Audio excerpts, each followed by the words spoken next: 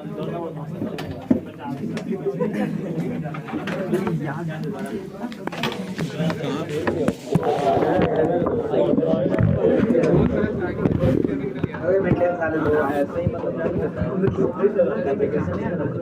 बंद। क्या कर रहे थे ये बताओ? कॉनिक स्टार्ट कर चुके थे हम लोग? मेरा स्ट्रेट लाइन चल रहा था और डिटेल्स डिस्कशन कहाँ पे था? डिटेल्स बहुत खाली हुआ था। टू रेडी है सबका? Just raise your hand. कितने लोगों का टू रेडी है? Very good. 3 अब देखिए डिटेल्स है, धीरे धीरे ही चलना है, नहीं? ओके, चलिए DTS 2 पहले हमको बता दीजिए, उसके बाद फिर हम बात करें, क्योंकि अगर नहीं हम डिस्कस करेंगे बोले कि चलो बाद में छोड़ देते हैं तो भूल जाओगे, इसलिए साथ साथ चलना है, ध्यान रखो।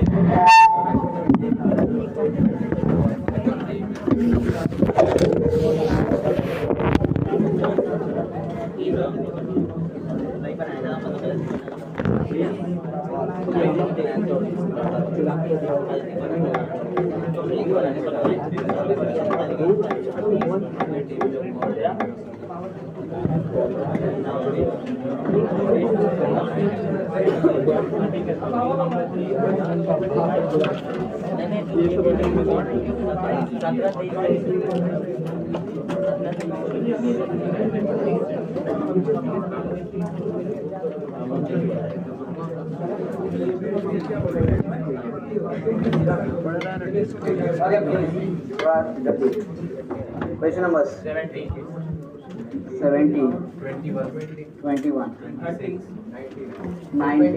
30, 20, 26, एक ही करके 26, 22,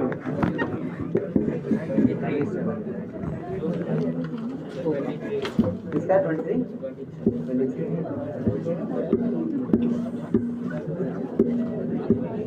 done.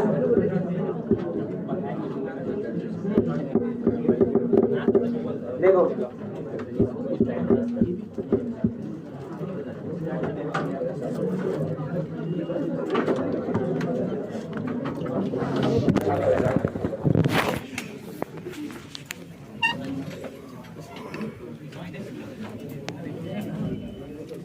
starting from question number 17, the number of non-zero terms in the expression of 1 minus 1 plus 3 root 2 x, ऐसे भी रखो 9 plus 1 minus 3 root 2x whole power 9। ठीक, ये क्वेश्चन क्यों आ रहा है? ये तो हम लोग जनरल फॉर्मेट में भी किए थे, a plus B whole power n plus a minus B whole power n। कितना टर्म्स होता था? तो ऐड कर रहे हैं तो कौन कौन बचेगा? इवन मतलब इवन नंबर वाला टर्म्स की ऑड नंबर वाला टर्म? ऑड वाला है ना। t1 plus t2 plus t3 है ना बचेगा। यहाँ क्या बचेगा? 2 time t1 plus t3 plus t5 है ना बचेगा। तो ये इसका मतलब एक्चुअली क्या पूछ रहा है? तो number of odd terms. Number of odd terms कैसे निकालेंगे बताओ?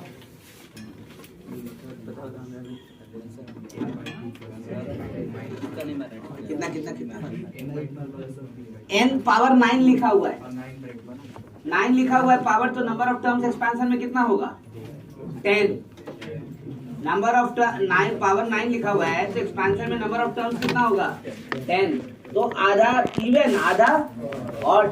अगर मान लीजिए कि इवन के बजाय ऑड नंबर ऑफ टर्म्स होता तो ऑड एक ज्यादा होता और इवन एक, बस इतना से फर्क है, करेक्ट ना? तो यहाँ पे कितना हो जाएगा? तो भाई 9 plus 1 by that is what? That's all. Question number 19,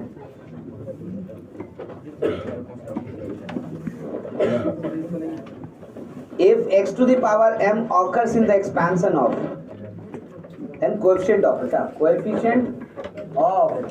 x to the power m in x plus 1 by x square whole power 2 है। भाई अब इस क्वेश्चन में दिक्कत क्या है? वो कह दिया कि भाई आपको टेंशन लेने की जरूरत नहीं है, एग्जिस्ट करता है, ये हम बता रहे हैं। अब आप उसके अकॉर्डिंगली सिर्फ कोएफिशिएंट बताइए पावर m का क्या होगा।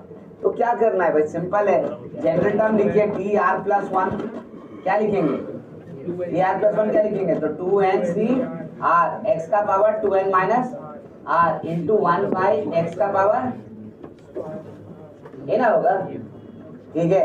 अब इसकी जगह पे इसको फिर से लिखेंगे तो 2nc आर एक्स का पावर 2n माइनस 3r ऐसे लिख सकते हैं ना, ठीक है।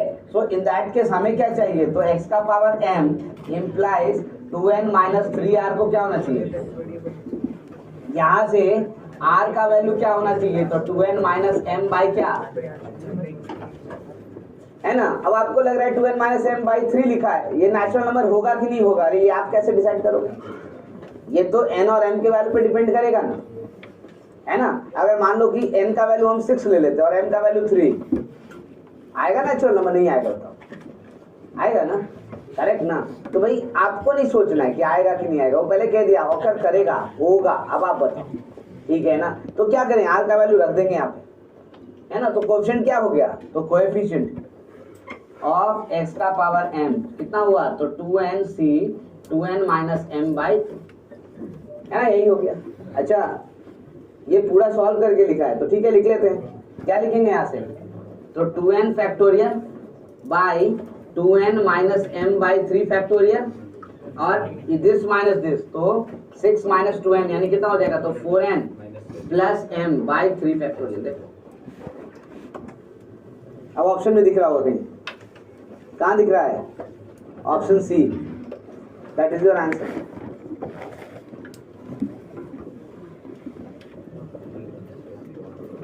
इस क्वेश्चन में सिर्फ इसलिए दिक्कत हुआ कि आप ये सोच रहे होगे कि 2n माइनस m जो है बाई 3, ये अगर नहीं हुआ रियल नंबर या नेचुरल नंबर तो 0 लिखना चाहिए, है ना। लेकिन क्यों लिखेगा 0 भाई बताओ, वो तो आप डिसाइड नहीं कर सकते ना, वो तो n और m के वैल्यू पे डिपेंड करता है, जो कि आप जानते नहीं हो।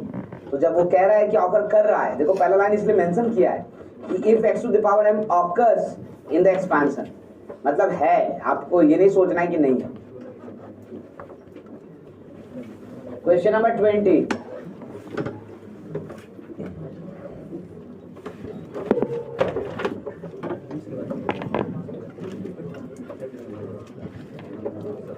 कोएफिशिएंट ऑफ x का power 5 in the expression 1 plus x whole power 21, 1 plus x whole power 22 plus dot dot 1 plus x whole power 30।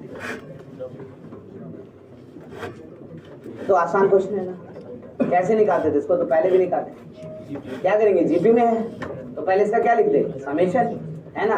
तो I can write this is equal to coefficient of x का power 5 in, इसका summation लिखेंगे, क्या लिखेंगे, first term है 1 plus x whole power कितना 21, common ratio है 1 plus x, और नंबर ऑफ टर्म्स कितना देखो तो 10 10 power 10 minus 1 by 1 plus x minus 1, सिर्फ जीपी का फॉर्मूला लगाया है, देखो और कुछ भी नहीं किए, r to the power n minus 1 by r minus 1।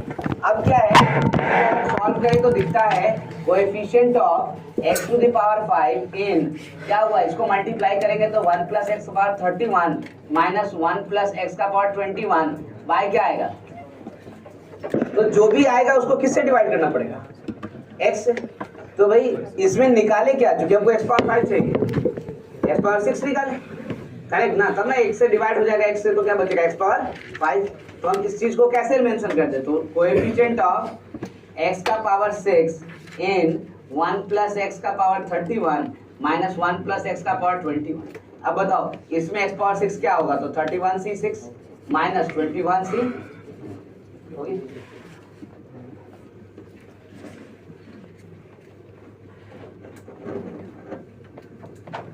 Twenty-one 22 23 regular.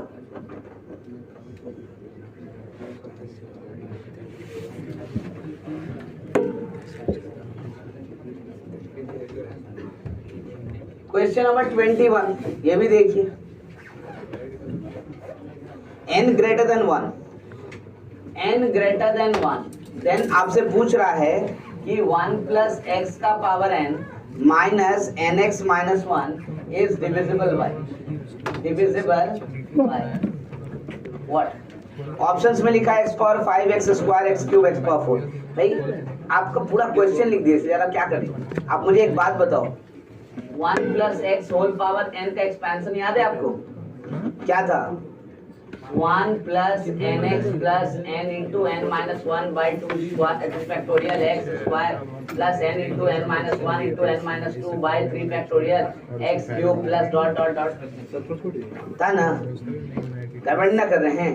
तो भाई अगर ऐसा है तो यहाँ से देखो तो 1 plus X power N minus 1 minus N X, इसमें से क्या किसके बराबर हो गया? ध्यान दो, बात नहीं करो।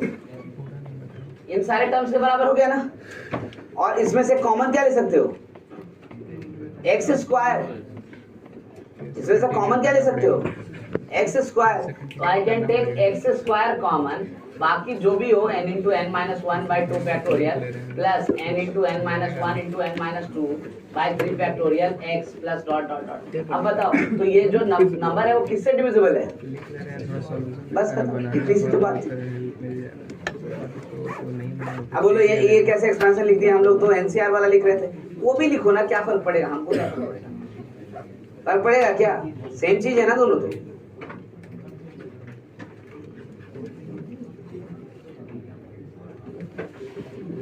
क्योंकि उसने मेंशन नहीं किया है कि n belongs to natural number, इसलिए मैंने इस तरह से लिख दिया।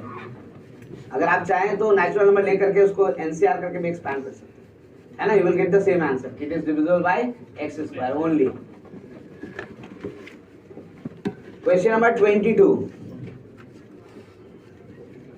Coefficient of x to the power 5 in x square minus x minus 2 whole power क्या? तो 5। कैसे चला जाए? मल्टीनोमियल या फिर आपको बायनोमियल? मल्टीनोमियल। मल्टीनोमियल जाओगे तो क्या करोगे? एक टर्म है एक्स स्क्वायर, एक टर्म है माइनस एक्स और एक टर्म है माइनस 2। हमको x पावर 5 चाहिए। इसको अगर 0 देंगे तो इसको 5 है ना, तो इसको क्या देंगे? 0 एक तरीका। इसको 1 देंगे तो इसको 3 हो जाएगा ना। फिर इसको कितना देंगे? तो 3 1 पर 4 बांट चुके तो इसको 1। या फिर इसको 2 देंगे तो इसको कितना देंगे? तो फिर इसको कितना देंगे? तो 2। और कोई तरीका नहीं, इसको 3 तो दे ही नहीं सकते। तो इसका मतलब कोएफिशिएंट क्या हो गया? कोएफिशिएंट ऑफ x का पावर 5 क्या लिखेंगे? तो पहले वाले में देखो 5 factorial by 0 factorial into 5 factorial into 0 factorial minus 1 का पावर 5 माइनस 2 का power 0।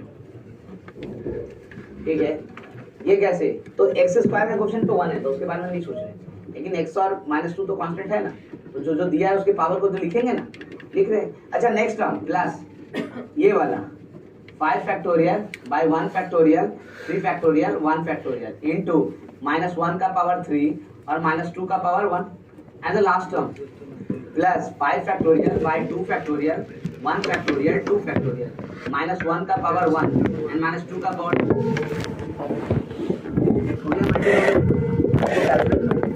I can C 5 factorial cancel, ये 1 ये 1 ये 1 ये कितना हुआ? माइनस 1। तो पहला तो माइनस, दूसरे में क्या आएगा? तो देखो यहाँ से माइनस 1 और यहाँ से माइनस 1 प्लस हो गया तो प्लस को लिखेंगे। साथ में क्या हो गया? तो ये 2 है, यहाँ कितना हो रहा है? 5 इंटू 4 20 इंटू सॉरी हाँ ठीक है 5 into 4 20 and 20 into 2 40। So we are getting what? 40। इसको कैलकुलेट करते हैं। यहाँ से प्लस हो गया, ये माइनस हो गया तो आगे तो माइनस ही आएगा। अब क्या हो गया? तो यहाँ से ये 2 फैक्टोरियल यहाँ से कैंसिल, तो बचा कितना? 5 फैक्टोरियल यानी 120। तो we are getting how much? देखो तो जरा सा 121 से 40 जा रहा है, कितना हो जाएगा? 81। प्लस में कि माइनस में? माइनस 81। ऑप्शन डी पूरा नहीं होगा, 1.5 महीना के आसपास। ठीक है, बायनोमियल से भी फिर बनाने बैठे ही कभी हम 23 सब कुछ कंटिन्यू चल रहा था, रेगुलर जो भी अपना बन रहा था, जो बोला TTS 1 बोला। क्वेश्चन नंबर 23, ऐसे चल रहा था, उसके बाद फिर सब डिसकंटिन्यू हो गया, जैसे तैसे इधर। The number of integral term in the expansion of number of बस खाली बनाया इंटीग्रल टर्म पड़ी है, प्रैक्टिस नहीं की इन एक्सपेंशन ऑफ क्या लिखा है? तो √3 plus 8th root of 5 12th में करेंगे होल पावर 256 ऐसा क्वेश्चन तो क्लास में करवाए थे, रैशनल टर्म्स पूछे थे ना, तो ये रैशनल से ज्यादा क्या पूछा, इंटीग्रल। तो भाई बात तो एक ही हुआ ना, क्योंकि रैशनल में हम जब पूछे थे रैशनल, तो रैशनल में पी बाई क्यू फॉर्मेट में थोड़ी आ रहा था, वो भी तो इंटीजर ही आ रहा था, ठीक है ना। तो सेम ही क्वेश्चन हुआ, क्या करेंगे, जनरल टर्म लिखेंगे, डी आर प्लस 1 कितना 256 सी आर, यहाँ से कितना, तो 3 का पावर 256 माइनस आर बाई 2 है ना, एंड दिस इज 5 का पावर आर बाई, ऐसे ना होगा, देखो गड़बड़ किए है क्या, सही है सर, है ना। अब इंटीग्रल मतलब क्या, ये तो इंटीजर है ही, तो ये भी इंटीग्रल, ये भी इंटीग्रल होना चाहिए। तो ये तो क्लियर है कि यहाँ से r का जो वैल्यू होगा वो इवन लेना, तब तो कैंसिल हो जाएगा 2, और ये कह रहा है r का वैल्यू क्या लेना, तो 8 का मल्टीपल, तो कौन सेटिस्फाई करेगा जल्दी, 8 का मल्टीपल, सब हो जाएगा एक बार सेटिस्फाई। तो आई कैन सी कि tr plus 1 belongs to integers implies r must be 8 lambda, है ना।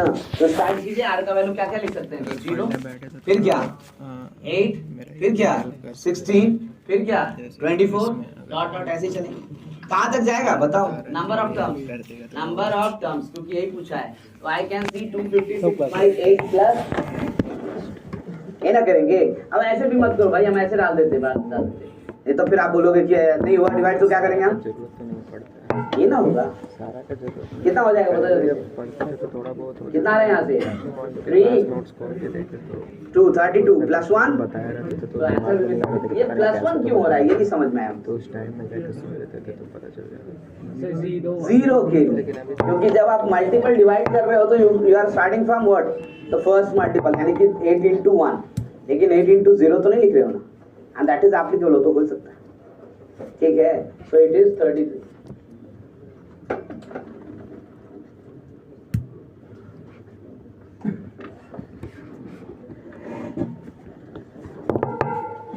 (23) के बाद कौन सा था, 26, 27, 30।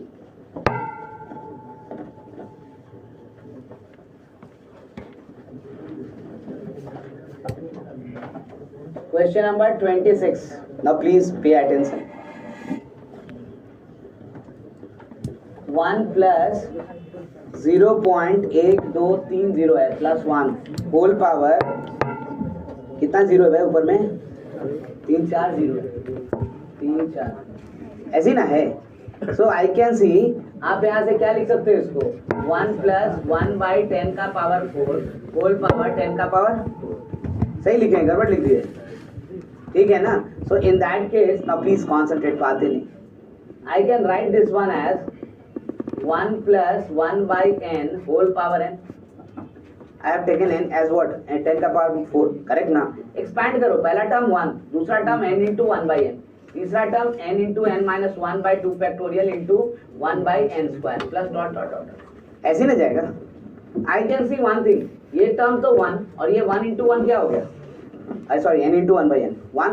अच्छा इसमें क्या करेंगे, तो यहाँ से n कॉमन लो तो ये भी कैंसिल, तो आई लिखेंगे 1 by 2 factorial 1 minus 1 by n, अगला वाला होगा 1 by 3 factorial 1 minus 1 by n into 1 minus 2 by n, ऐसे ही आएगा, है ना, ऐसे ही बढ़ता चला जाएगा। Now what we can do, हमें पता है कि ये वैल्यू 2 तो है, उसके बाद वैल्यू ऐड हो रहा है, मतलब ये जो एक्सप्रेशन है वो 2 से तो बड़ा है ही ना, ऑलवेज बड़ा है, लेकिन 3 कभी नहीं पहुंचेगा। कैसे नहीं पहुंचेगा 3, तो देखो जरा ध्यान से, ये जो वैल्यू है 1 minus 1 by n, ये वैल्यू बहुत छोटा वैल्यू है और उसमें भी 2 से डिवाइड कर रहे हैं, करेक्ट ना। तो वैल्यू कितना के आसपास हो रहा है, लगभग सोचो 2.7, कितना, 2.7 ई का वैल्यू, ये ई का वैल्यू आ रहा है, टोटल का भी नहीं है ई का वैल्यू, उसमें भी डिफरेंस है, नहीं है वो, देयर इज अ डिफरेंस, दिखा रहा हूं मैं। पहले एक बात समझ लो, 100% ये वैल्यू कभी एक्सीड नहीं करेगा हमारा इस वैल्यू को, तो ये 1/2 है हाफ, और ये उससे भी छोटा वैल्यू देखो 1 minus 1 by 10 का पावर 4, यानी ऊपर में क्या आ गया 10 power 4 minus 1 by 10 power 4, मतलब 0.0000 करके कुछ तो होगा ही, और फिर उसको 2 से डिवाइड करोगे तो और 0 बढ़ जाएगा, तो मतलब यहाँ पे 2 प्लस क्या लिख रहे हो, तो समथिंग लाइक 0.0 into ऐसे लिख दे रहे हैं 10 का पावर -5 के अप्रॉक्स, समथिंग लाइक दैट, ठीक है ना। उसके बाद क्या आएगा, तो यहाँ तो और छोटा हो जाएगा देखो, क्योंकि यहाँ भी 10 का पावर -5, यहाँ पे भी 10 पावर -5 मिलके क्या हो 10 पावर माइनस, अरे सम मिलकर के 1 भी हो पाएगा क्या, नहीं, और टर्म घटता चला जाएगा। तो I can say from here कि दैट 1 प्लस 1/10 का पावर 4 और 10 का power 4 will be greater then 2 but less than what 100%, ठीक है। अब क्वेश्चन पूछो, क्या पूछ रहा है हमसे, तो पूछ रहा है positive integer just greater than this, इससे जस्ट थोड़ा सा बड़ा पॉजिटिव इंटीजर क्या होगा 3, आई कैन से 3, ठीक है।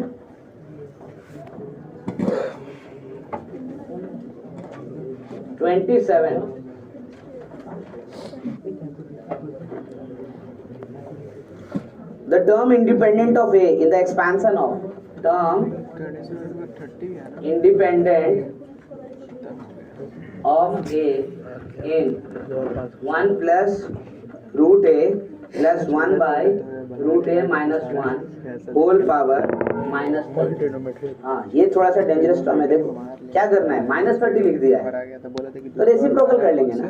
पहले क्या कर रहे थे, यहाँ एलसीएम ले लेते, एलसीएम लेंगे तो आई कैन सी क्या होगा ये, तो I can write root A plus 1 into root A minus 1 plus 1 by क्या हो जाएगा, तो root A minus 1 whole power -30। देखो I have not done wrong anything, देख लो इज इट रॉन्ग और करेक्ट है, ये करेक्ट है ना।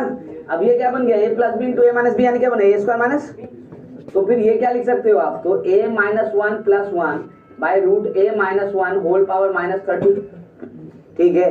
ये देखो +1 -1 क्या हो गया, कैंसिल। अब ये माइनस को प्लस कर लेते हैं, तो ये नीचे वाला ऊपर और ऊपर वाला है ना, तो this can be written as root A minus 1 by A whole power कितना 30। Now this can be written as कितना लिखेंगे, तो I can write 1 by root A minus 1 by A whole power कितना, ये ना लिखेंगे। नाउ अब लिखो जनरल टर्म TR प्लस 1 कितना होगा 30CR इंटू 1 बाई कितना हो जाएगा, तो A का power 30 minus R by 2 into -1 का पावर R बाई A का पावर R, ऐसे लिखिए है ना। यू कैन सी आप A का पावर R एक जगह कर लो 30CR -1 का पावर R, उसके बाद A के जगह A का पावर एक साथ करोगे तो क्या हो जाएगा, तो ये R -1 में है, ठीक है ना। यहाँ भी ध्यान दो, बातें नहीं करो, सब A को एक जगह लिख रहे हैं तो पावर में लिखे तो ये -R हो जाएगा, यहाँ पे R -2 हो जाएगा तो R -30/2 -R ऐसे लिखेंगे। अब देखो ये 0 करना है हमको, ये 0 होगा, I can't see that, term independent बोला है ना, करेक्ट ना। तो क्या 0 चाहिए, तो हमको चाहिए R -30/2 -R must be equal to, आएगा क्या, देखो तो कभी नहीं आएगा, कभी नहीं आएगा। देखो ना यहाँ से क्या हो जाएगा -2R, ये आ जाएगा, देखो तो क्या लिख सकते हैं, तो I can write R is equal -30 is equal to 2R, ठीक है। तो R we are getting as possible है, देखो R का वैल्यू क्या आ गया -30 और -30 का भी R का वैल्यू पॉसिबल नहीं है, so no such term exist, यानी कोएफिशिएंट क्या हो गया, तो 0, तो 27 का आंसर बी 0।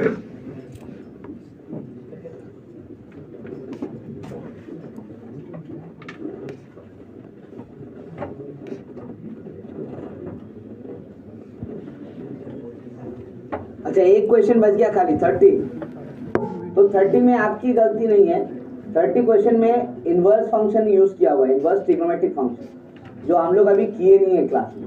इंडीड बिना फंक्शन किए इनवर्स ट्रिग्नोमेट्रिक फंक्शन नहीं कर सकते, है ना।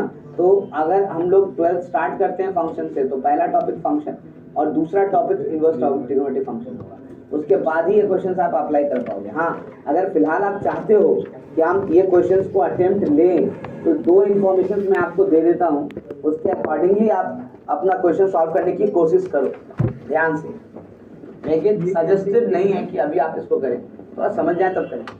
एक तो sine inverse alpha plus cos inverse alpha, it is always equal to, है ना, कॉम्प्लीमेंट्री एंगल होता है, ये एंगल क्या रहता है इनवर्स वाला, तो sine inverse alpha plus cos inverse alpha always क्या होता है 90 डिग्री, π/2, करेक्ट, एक इन्फॉर्मेशन। दूसरा साइन इनवर्स अल्फा का वैल्यू जो होता है वो ऑलवेज -π/2 से π/2 के बीच में होता है, और कॉस इनवर्स अल्फा का जो वैल्यू होता है हमेशा 0 से π के। आपको रेंज निकालना है, तो ये रेंज जरूरी है।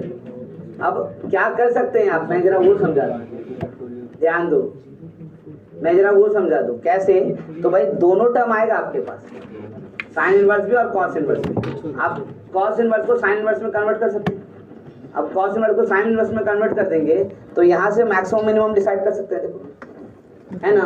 और अगर साइन इनवर्स को कॉस इनवर्स में कन्वर्ट किए तो यहाँ से डिसाइड कर सकते हैं, ठीक है। तो आप इसके बाद अटेम्प्ट ले सकते हैं, एक बार ट्राई कीजिएगा, बन गया तो ठीक है, नहीं तो जब समझ जाएंगे तब बनाएंगे, अदरवाइज बाहर इसको क्लास में हम इंटरटेन अभी नहीं करेंगे, तो अदरवाइज वो दिक्कत होगा।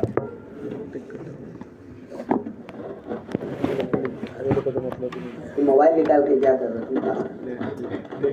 कर क्या रहा तू, निकाल कर बंद रखो।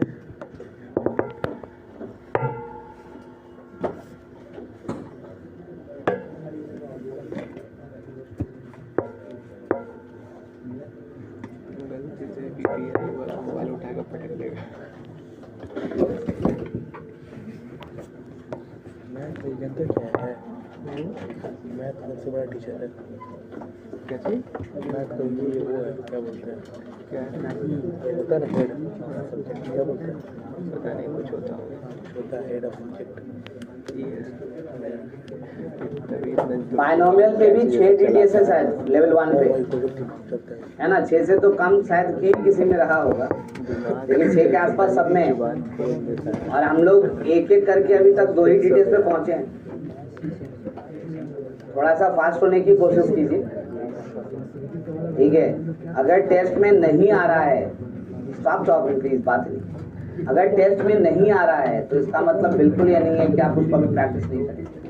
ये इसलिए जरूरी है क्योंकि अभी जस्ट पढ़े आप, तो आप भूलेंगे नहीं, साथ में याद हो जाएगा क्या करना है, कैसे करना है, क्या बोला गया था क्लास में वो भी याद आ जाएगा। नोट्स पलटेंगे तो चीजें याद आ जाएंगी। अगर वही छोड़ देंगे अभी कि बाद में प्रैक्टिस करें, तो जो नोट्स में लिखा है वही पलट सकते हैं, जो बुक्स में लिखा है वही पलट सकते हैं, क्लास वाली बातें तो याद नहीं आएंगी, है ना, उससे नुकसान ज्यादा हो जाएगा। एक बार रिव्यू हो जाए, प्रैक्टिस हो जाए लेवल 1, तो सारी बातें प्रिजर्व हो जाए, उसके बाद फिर आप आगे कर सकते हो। फिर अपने कंफर्ट के अनुसार जब चाहें अगला लेवल करें, प्रीवियस ईयर्स मेंस जो है वो आप चाहें तो एग्जाम अनाउंस हो तो तभी करें, लेकिन कम से कम लेवल 1 तो खत्म करें।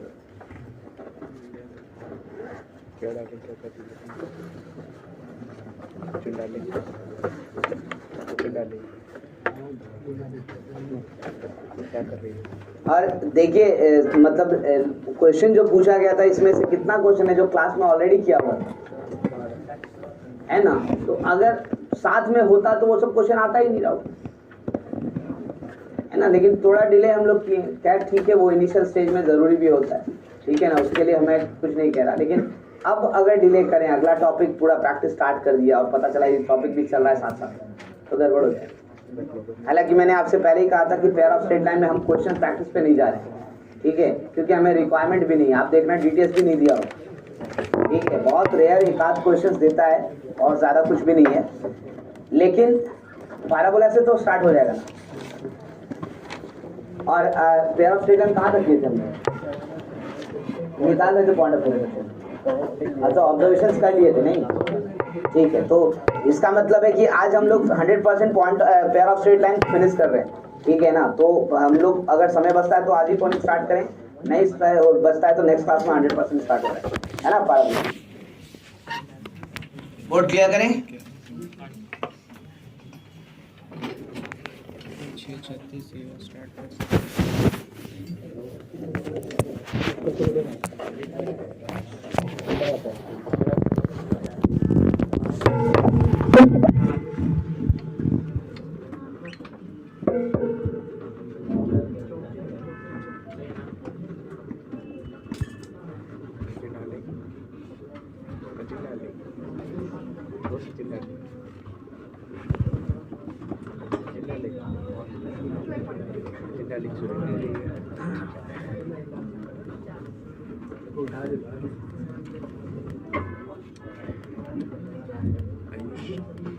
कैसी होती है? Okay please concentrate. मैं तो सबसे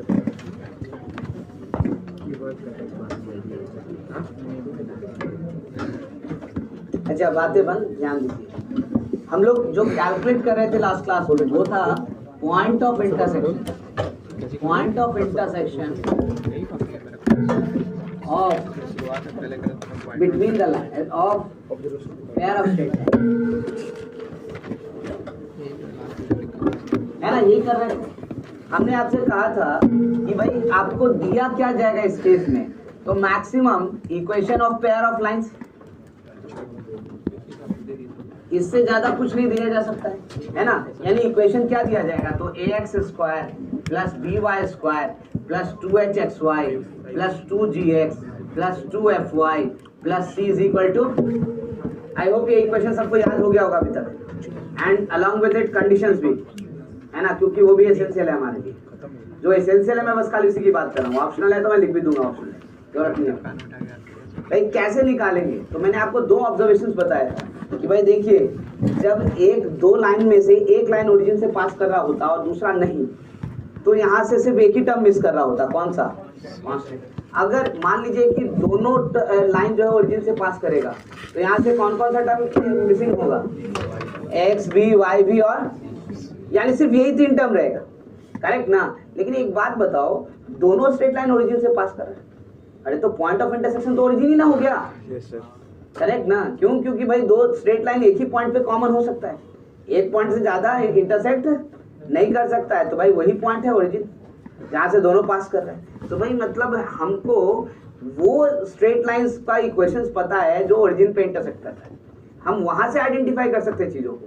तो यहाँ पर अगर थोड़ी देर के लिए मान लें कि ये लाइन L1 है, सपोज करो ये L1 है और ये लाइन L2 है, मान लेते हैं ये लाइन L2, ठीक है, और ये पॉइंट ऑफ इंटरसेक्शन है अल्फा कामा बीटा, है ना, यानी हम अज्यूम कर लेते हैं ऐसा, अल्फा कामा बीटा, है ना, ऐसा अज्यूम कर लेते हैं, let P alpha comma beta be the point of intersection. हम इसी को निकालने की कोशिश करेंगे, है ना। तो मैंने ये कहा कि भाई आपका एक्सिस कहीं ऐसा होगा, ये एक्स एक्सिस और ये क्या होगा, वाई एक्सिस, है कि नहीं। तो भाई सबसे पहले तो ये अगर ये ओरिजिन होता पॉइंट ऑफ इंटरसेक्शन तो हमको तुरंत पता चल जाता, कैसे भाई इक्वेशन में ये सब चीज नहीं होता, ये नहीं होता, ये नहीं होता, ये नहीं, करेक्ट ना। तो मैंने कहा एक काम तो हम कर सकते हैं, फिर यहाँ पे हम एक्सिस को ही शिफ्ट कर देते हैं और इसी को क्या बना देते हैं, ओरिजिन।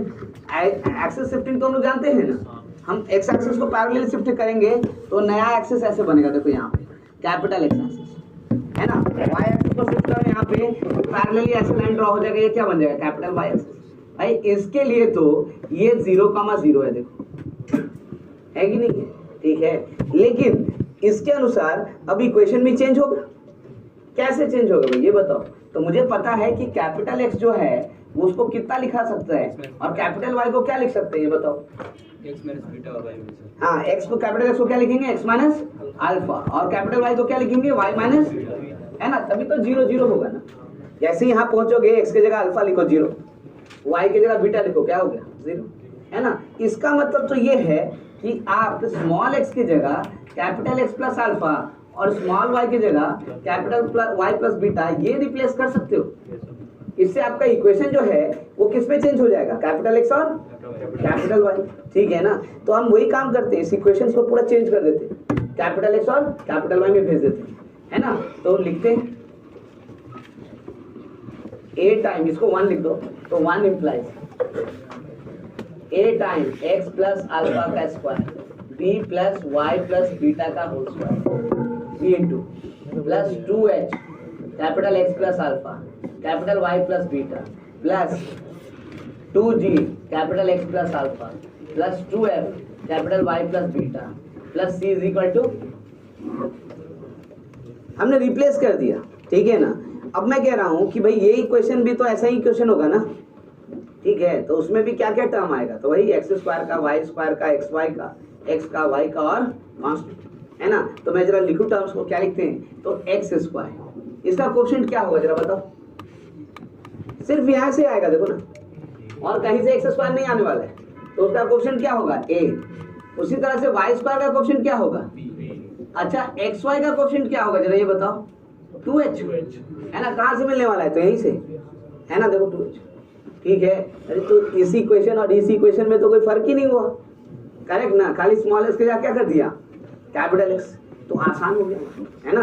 बट ठीक है, इसमें अभी तो और टर्म भी आएगा, आप यहाँ कहाँ है, और टर्म आने वाला है, कौन कौन टर्म आने वाला है, तो मुझे तो लगता है एक्स आएगा, देखो आएगा ना, कहाँ से आएगा, तो यहाँ से आएगा, कितना आएगा यहाँ से 2a अल्फा आएगा ना, फिर यहाँ से तो नहीं आएगा, यहाँ से आएगा, कितना होगा, तो 2h बीटा है ना, 2h बीटा, और कहीं से आएगा क्या, हाँ यहाँ से आएगा देखो ना, प्लस क्या 2g आएगा ना। अच्छा उसके बाद क्या आएगा, तो मुझे लगता है y भी आएगा, देखो चेक करके देखो y आएगा कि नहीं, हाँ आएगा, देखो ना यहाँ से आएगा, कितना आएगा 2b बीटा आएगा ना।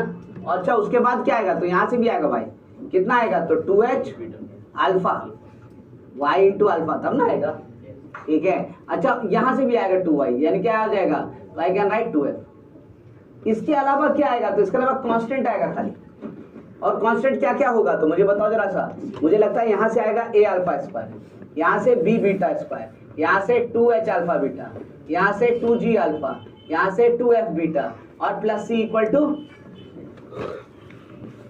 स्मॉल x की जगह कैपिटल x प्लस अल्फा लिखने से ये हो रहा है, स्मॉल y की जगह कैपिटल y प्लस बीटा लिखने से ये हो रहा है। अब मैं कह रहा हूँ जरा इस इक्वेशन को ध्यान से देखो, ये वैल्यू तो अपने आप में जीरो है, क्यों जीरो है बताओ, this is equal to zero, क्यों, हाँ alpha beta point of intersection है, अगर यहाँ अल्फा बीटा रखो तो सेटिस्फाई करेगा ना, ठीक है, तो ये अल्फा बीटा रखो, देखो तो उसी के बराबर हो रहा है कि नहीं, करेक्ट ना, तो वो टर्म तो अपने आप जीरो, इसको तो करना नहीं है, लेकिन ये दोनों टर्म, ये भी तो अपेयर नहीं होना चाहिए था ना, लेकिन यहाँ अपेयर होता दिख रहा है, करेक्ट ना, तो इसका मतलब वो भी जीरो होगा, हमें दिख नहीं रहा है लेकिन वो क्या होगा जीरो, करेक्ट। सो मैं वही बात क्लेम कर रहा हूं कि इसको अगर इक्वेशन 2 कहते हैं तो हम ये कह रहे हैं, अगर 2 represents pair of lines intersecting at origin, अगर 2 रिप्रेजेंट कर रहा है पेयर ऑफ लाइंस जो कि कहाँ इंटरसेक्ट कर रहा है, ओरिजिन पे, तो उसके में खाली 3 ही टर्म होना चाहिए, कौन कौन से टर्म, ये टर्म और, करेक्ट ना। सो 2 मस्ट बी, 2 इंप्लाइज क्या हो जाएगा, तो ax square plus by square plus 2hxy equal to ये होना चाहिए, इसके अलावा कुछ भी नहीं होना चाहिए, है ना। तो इसका मतलब क्या हुआ, तो इसका मतलब ये हुआ कि x नहीं होगा वहां, तो x क्यों नहीं होगा, क्योंकि उसका कोएफिशिएंट क्या होगा जीरो, y नहीं होगा क्योंकि उसका कोएफिशिएंट क्या होगा, और ये तो पहले से जीरो है, इसके लिए तो हमको टेंशन नहीं, करेक्ट ना। यानी हमें मिल गया कि 2a alpha plus 2h beta plus 2g ये जीरो होना चाहिए, एंड साथ साथ 2b beta plus 2h alpha plus 2f ये भी क्या होना चाहिए, तभी ना होगा ऐसा, और कुछ चारा है नहीं। अब मैं कहता हूं देखो यहाँ पे अननोन टर्म कौन कौन सा है, तो अल्फा और बीटा, क्योंकि आप माने थे उसको, देखो है ना, तो भाई इसी को कैलकुलेट करना है, तो 2 इक्वेशन 2 अननोन कैलकुलेट तो कर ही सकते हैं, ठीक है। लेकिन एक बार इसका नाम चेंज करते हैं, अल्फा की जगह क्या लिख देते हैं, तो x, तो 2ax, बीटा की जगह y, तो 2hy है ना, प्लस 2g इक्वल टू 0, यहाँ क्या हो जाएगा देखो तो 2hx plus 2by plus 2f equal to 0, ऐसे ही आ जाएगा ना, ठीक है। और इसको सॉल्व करेंगे तो क्या आएगा, x और y जो कि अल्फा और बीटा है, और अल्फा और बीटा क्या था, पॉइंट ऑफ इंटरसेक्शन। कैसे सॉल्व करेंगे, तो भाई ये दोनों इक्वेशन को जरा ध्यान से देखो, ax plus hy plus g equal to 0 है, दूसरा क्या है, तो hx plus by plus f equal to 0 है, x y क्या लिखेंगे बताओ, क्या लिखा जाए, hf माइनस bg, है ना। क्रैमर्स रूल जो हम लोग यूज करते थे, hf minus bg minus y time क्या लिखेंगे, af minus hg is equal to 1 by कितना, ab माइनस, आ जाएगा ना। So what is point of intersection, ये बताओ,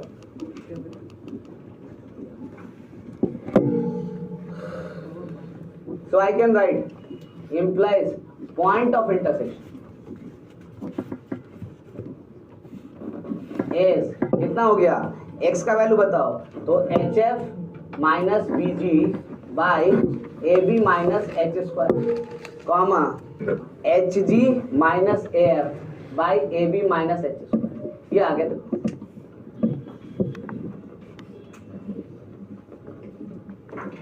ठीक है, तो पॉइंट ऑफ इंटरसेक्शन आ गया।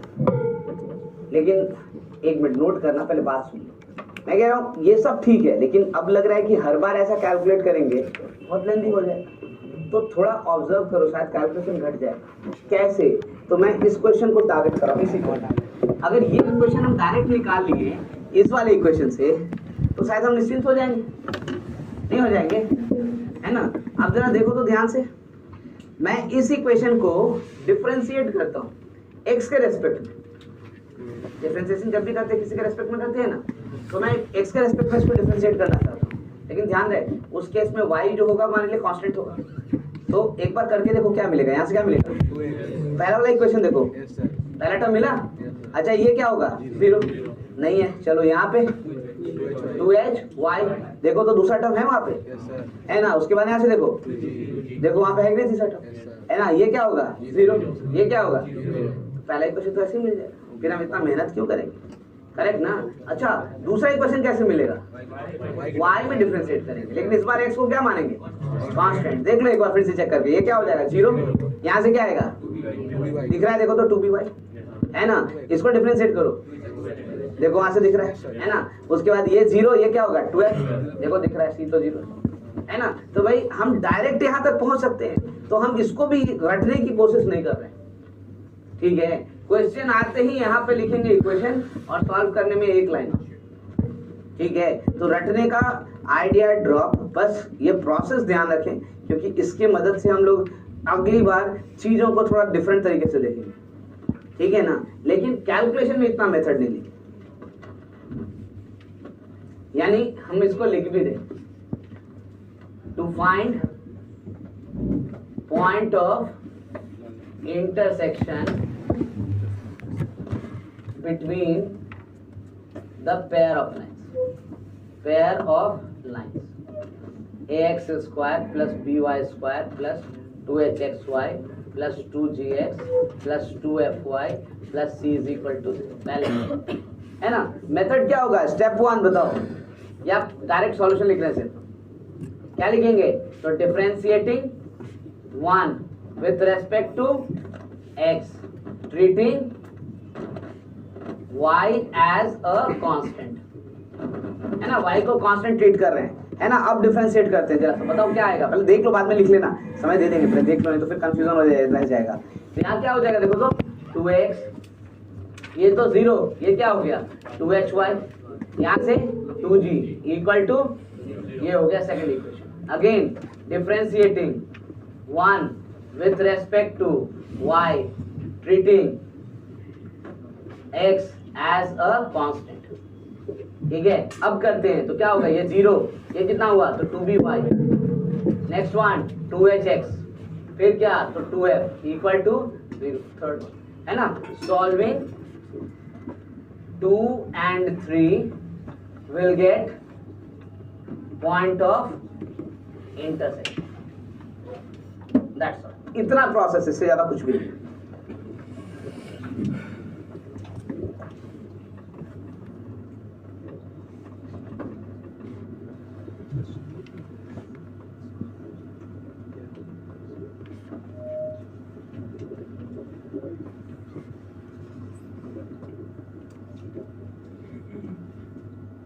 ठीक है, एक बात समझना एक अलग बात है और प्रोसेस एक अलग बात है। कैलकुलस में भी डिफरेंशिएशन हम इस्तेमाल सिर्फ इसलिए कर रहे हैं क्योंकि उसके बारे में थोड़ा सा डिस्कशन हम लोग किए। एक्चुअली इसका मतलब वहां से क्या होता है वो तो हम लोग जब कैलकुलस करेंगे तब बताएंगे कि क्यों ऐसा कर रहे हैं और क्यों ऐसा आ रहा है, ठीक है ना। लेकिन फिलहाल में इस चीज को सिर्फ ऑब्जर्व करके हम लोग, क्योंकि कैलकुलस अभी हम लोग किए नहीं, तो आई हैव नॉट टोल्ड यू कि भाई डिफरेंशिएशन का मतलब क्या होता है पता क्या होता है? क्या होता है? किसका स्लोप? स्लोप तो हम लोग किसका डिफाइन किए थे?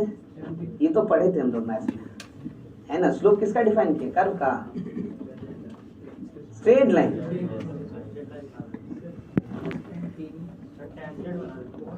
बात डिस्कस कर लेंगे यहीं से बात उठना स्टार्ट हो जाएगा, इसलिए रुक जा, करेंगे इसको।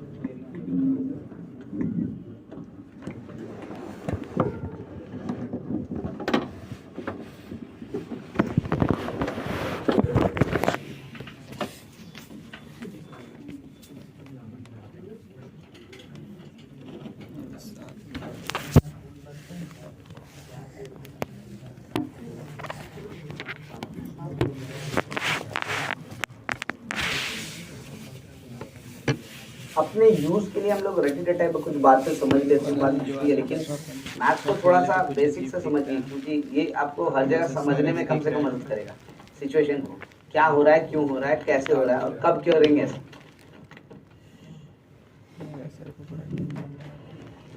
इसलिए आप देखते भी होंगे कि फिजिक्स स्टार्ट भी किया था तो कैलकुलस से ही किया था। अब उस वक्त पता भी नहीं क्या चीज है, सिर्फ इतना बता दिया जान लो ये चीज है, स्टार्ट है ना। तो मैथ्स धीरे धीरे आपको समझ में है ना। ऐसा भी नहीं कर सकते ना कि 2 साल पहले मैथ्स पढ़ लो बाद में पढ़ना फिजिक्स, ये नहीं कर सकते ना। इसीलिए इस बात को समझिए, धीरे धीरे रियलाइज कीजिए बातों को, तो अंदाज मिलेगा कि क्या है क्या नहीं है।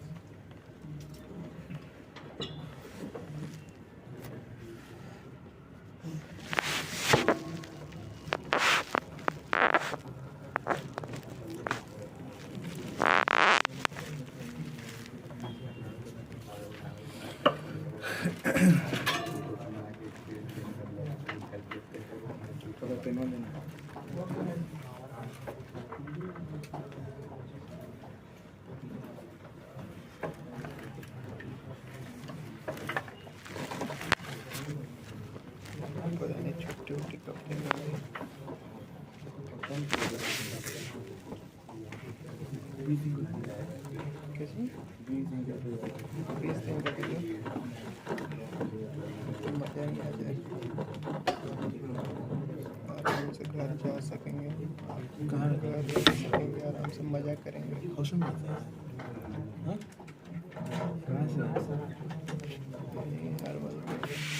इसका फायदा मैं आपको एक बार दिखा दूं। हालांकि हम इसको हाइपरबोला के लिए पढ़ा रहे हैं, क्योंकि हाइपरबोला में इसको क्या इस्तेमाल डायरेक्ट करेंगे, करेक्ट। लेकिन तब तक के लिए प्रिजर्व हो पाए इसके लिए एक क्वेश्चन तो कम से कम देखिए कि भाई जो किया वो समझ गए हम लोग और हम उसको अप्लाई करना जानते हैं, ठीक है। तो I am just giving one question for that.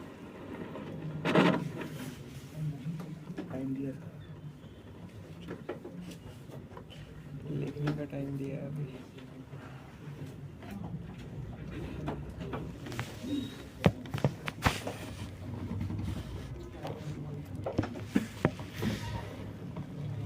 If the equation, सारी इस इक्वेशन को याद आ जाए आप लोगों को, 6x² minus xy minus 12y² minus 8x plus 29y minus 14 equal to 0 represents pair of lines. Then find the equation of lines separately.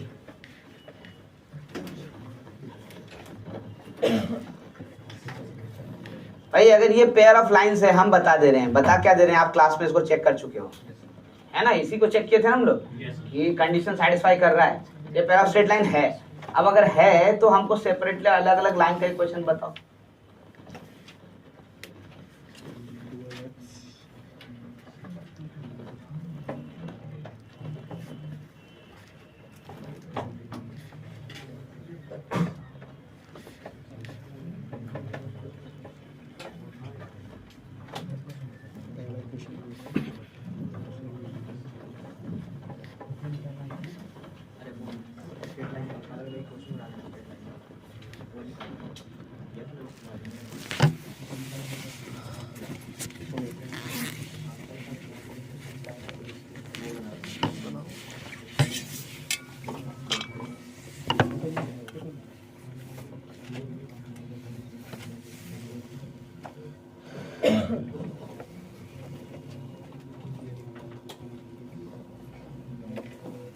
Factorise, पहले तो ये सोचो, बहुत मेहनत लग जाएगा नहीं, फैक्टराइज करने की कोशिश करेंगे। डिफरेंशिएट किया, डिफरेंशिएट करने से फैक्टराइज हो जाएगा।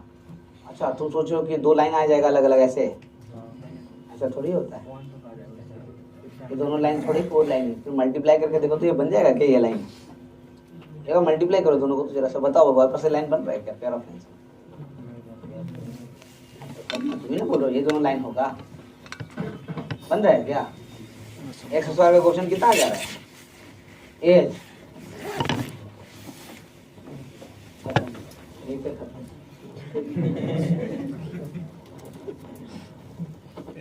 है ना। देखो इसलिए बोल रहे कभी कभी बहुत सारी चीजें सोचनी पड़ती हैं, एक दो चीजों से काम नहीं चलता है, लेकिन ये सब चीजें मदद करती हैं जब हम लोग सोचने बैठते हैं सारी चीजें। मैंने कहा देखो दिक्कत कब है, जब ये पूरा टर्म इतना लंबा चौड़ा एक्सप्रेशन है तब ना दिक्कत है। अगर इतना लंबा चौड़ा एक्सप्रेशन नहीं होता तो हम तो तुरंत क्वाड्रेटिक बना के फैक्टराइज कर देते। मतलब हम करने क्या जा रहे हैं, तो आप देखो जरा सा, आपको समझा रहे हैं। इक्वेशन गिवन क्या है भाई बताइए, तो 6x square minus XY minus 12y square minus 8x plus 29y minus 14 equal to, correct ना। So will write implies 6x square minus XY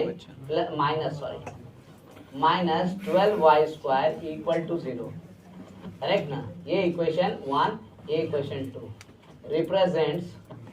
represents pair of lines, correct ना, intersecting at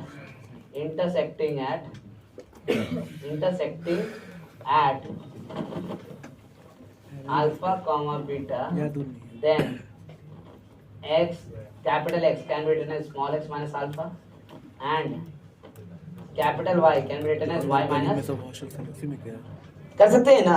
मैंने ये कहा अगर मान लीजिए कि ये पेयर ऑफ लाइंस दिखा रहा है जहाँ पे इंटरसेक्शन, मतलब ये जो दिखा रहा है लाइन वो पेयर ऑफ लाइन दिखा रहा है जो कि कहाँ इंटरसेक्ट कर रहा है, अल्फा कॉमा बीटा, ठीक है। तो अल्फा कॉमा बीटा पे अगर इंटरसेक्ट कर रहा है तो हम स्मॉल एक्स की जगह चेंज कर देंगे, क्या लिखेंगे capital X, capital X is nothing but क्या लिखेंगे x minus alpha, capital Y क्या लिखेंगे वाई माइनस। तो भाई ये इक्वेशन इसमें लिखा जा सकता है, नहीं लिखा जा सकता है। अब मुझे बताओ इसको सॉल्व करना आसान है कि नहीं, बहुत आसान है। कैसे, इसको एक्स स्क्वायर से डिवाइड कर दो, क्या बनेगा देखो तो, इसको एक्स स्क्वायर से डिवाइड करते हैं, 2 इम्प्लाइज, यहाँ लिख रहा हूँ देखो 2 इम्प्लाइज, क्या लिखेंगे तो 12y square y by x का होल स्क्वायर है ना, plus y by x minus 6 equal to 0। देखो आएगा नहीं, ये कैसे कर दिया आप, क्या किया बताओ, हाँ माइनस एक्स स्क्वायर से डिवाइड कर दिया तो निगेटिव वाला पॉजिटिव हो गया। अब y बाई एक्स को अगर हम t लिख लें, है ना, t की जगह हम क्या लिखना चाहिए m, क्यों, क्योंकि पता है कि ये दिखा रहा है क्या pair of line that is passing through origin, उसका इक्वेशन क्या होता है y is equal to mx, है ना।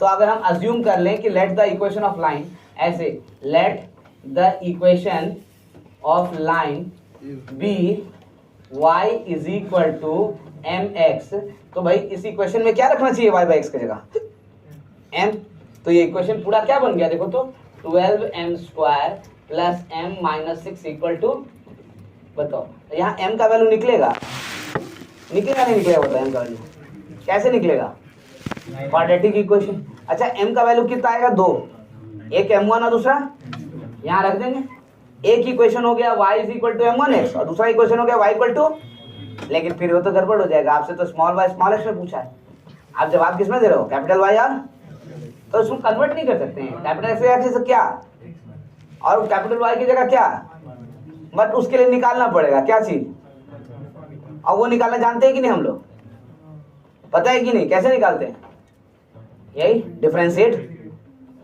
बात समझ में आया, आंसर 2 मिनट में मिल गया, मतलब प्रेशर दिमाग पे नहीं पड़ेगा। करेक्ट, कंप्लीट कीजिए इसको, उसके बाद हम देखिए कंप्लीट करेंगे।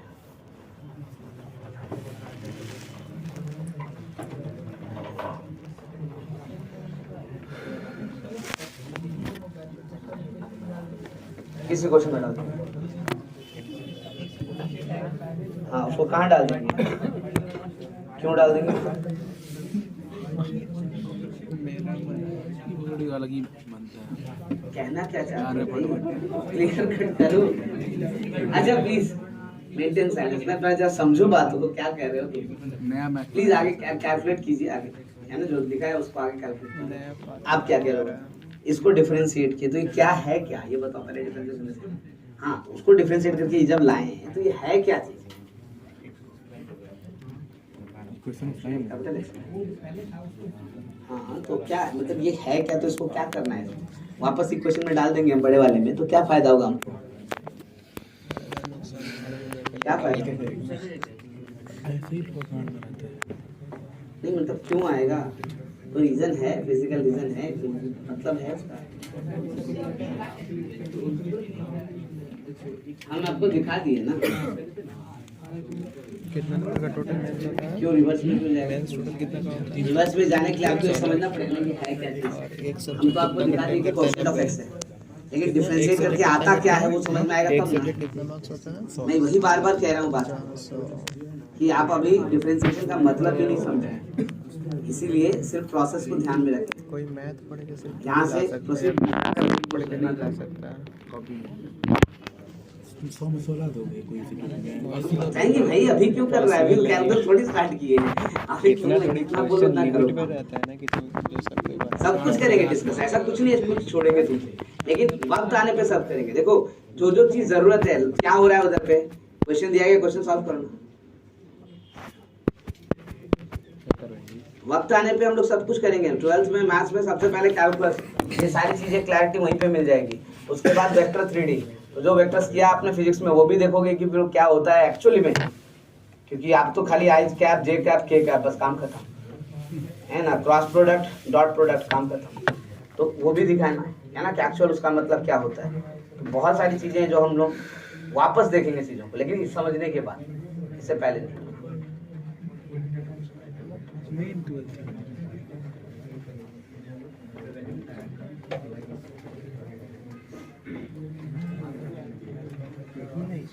फिजिक्स और क्या क्या पीछे हुआ अभी तो फ्लूइड नहीं, अभी तो पढ़ा रहा है properties of stop talking please, बातें नहीं।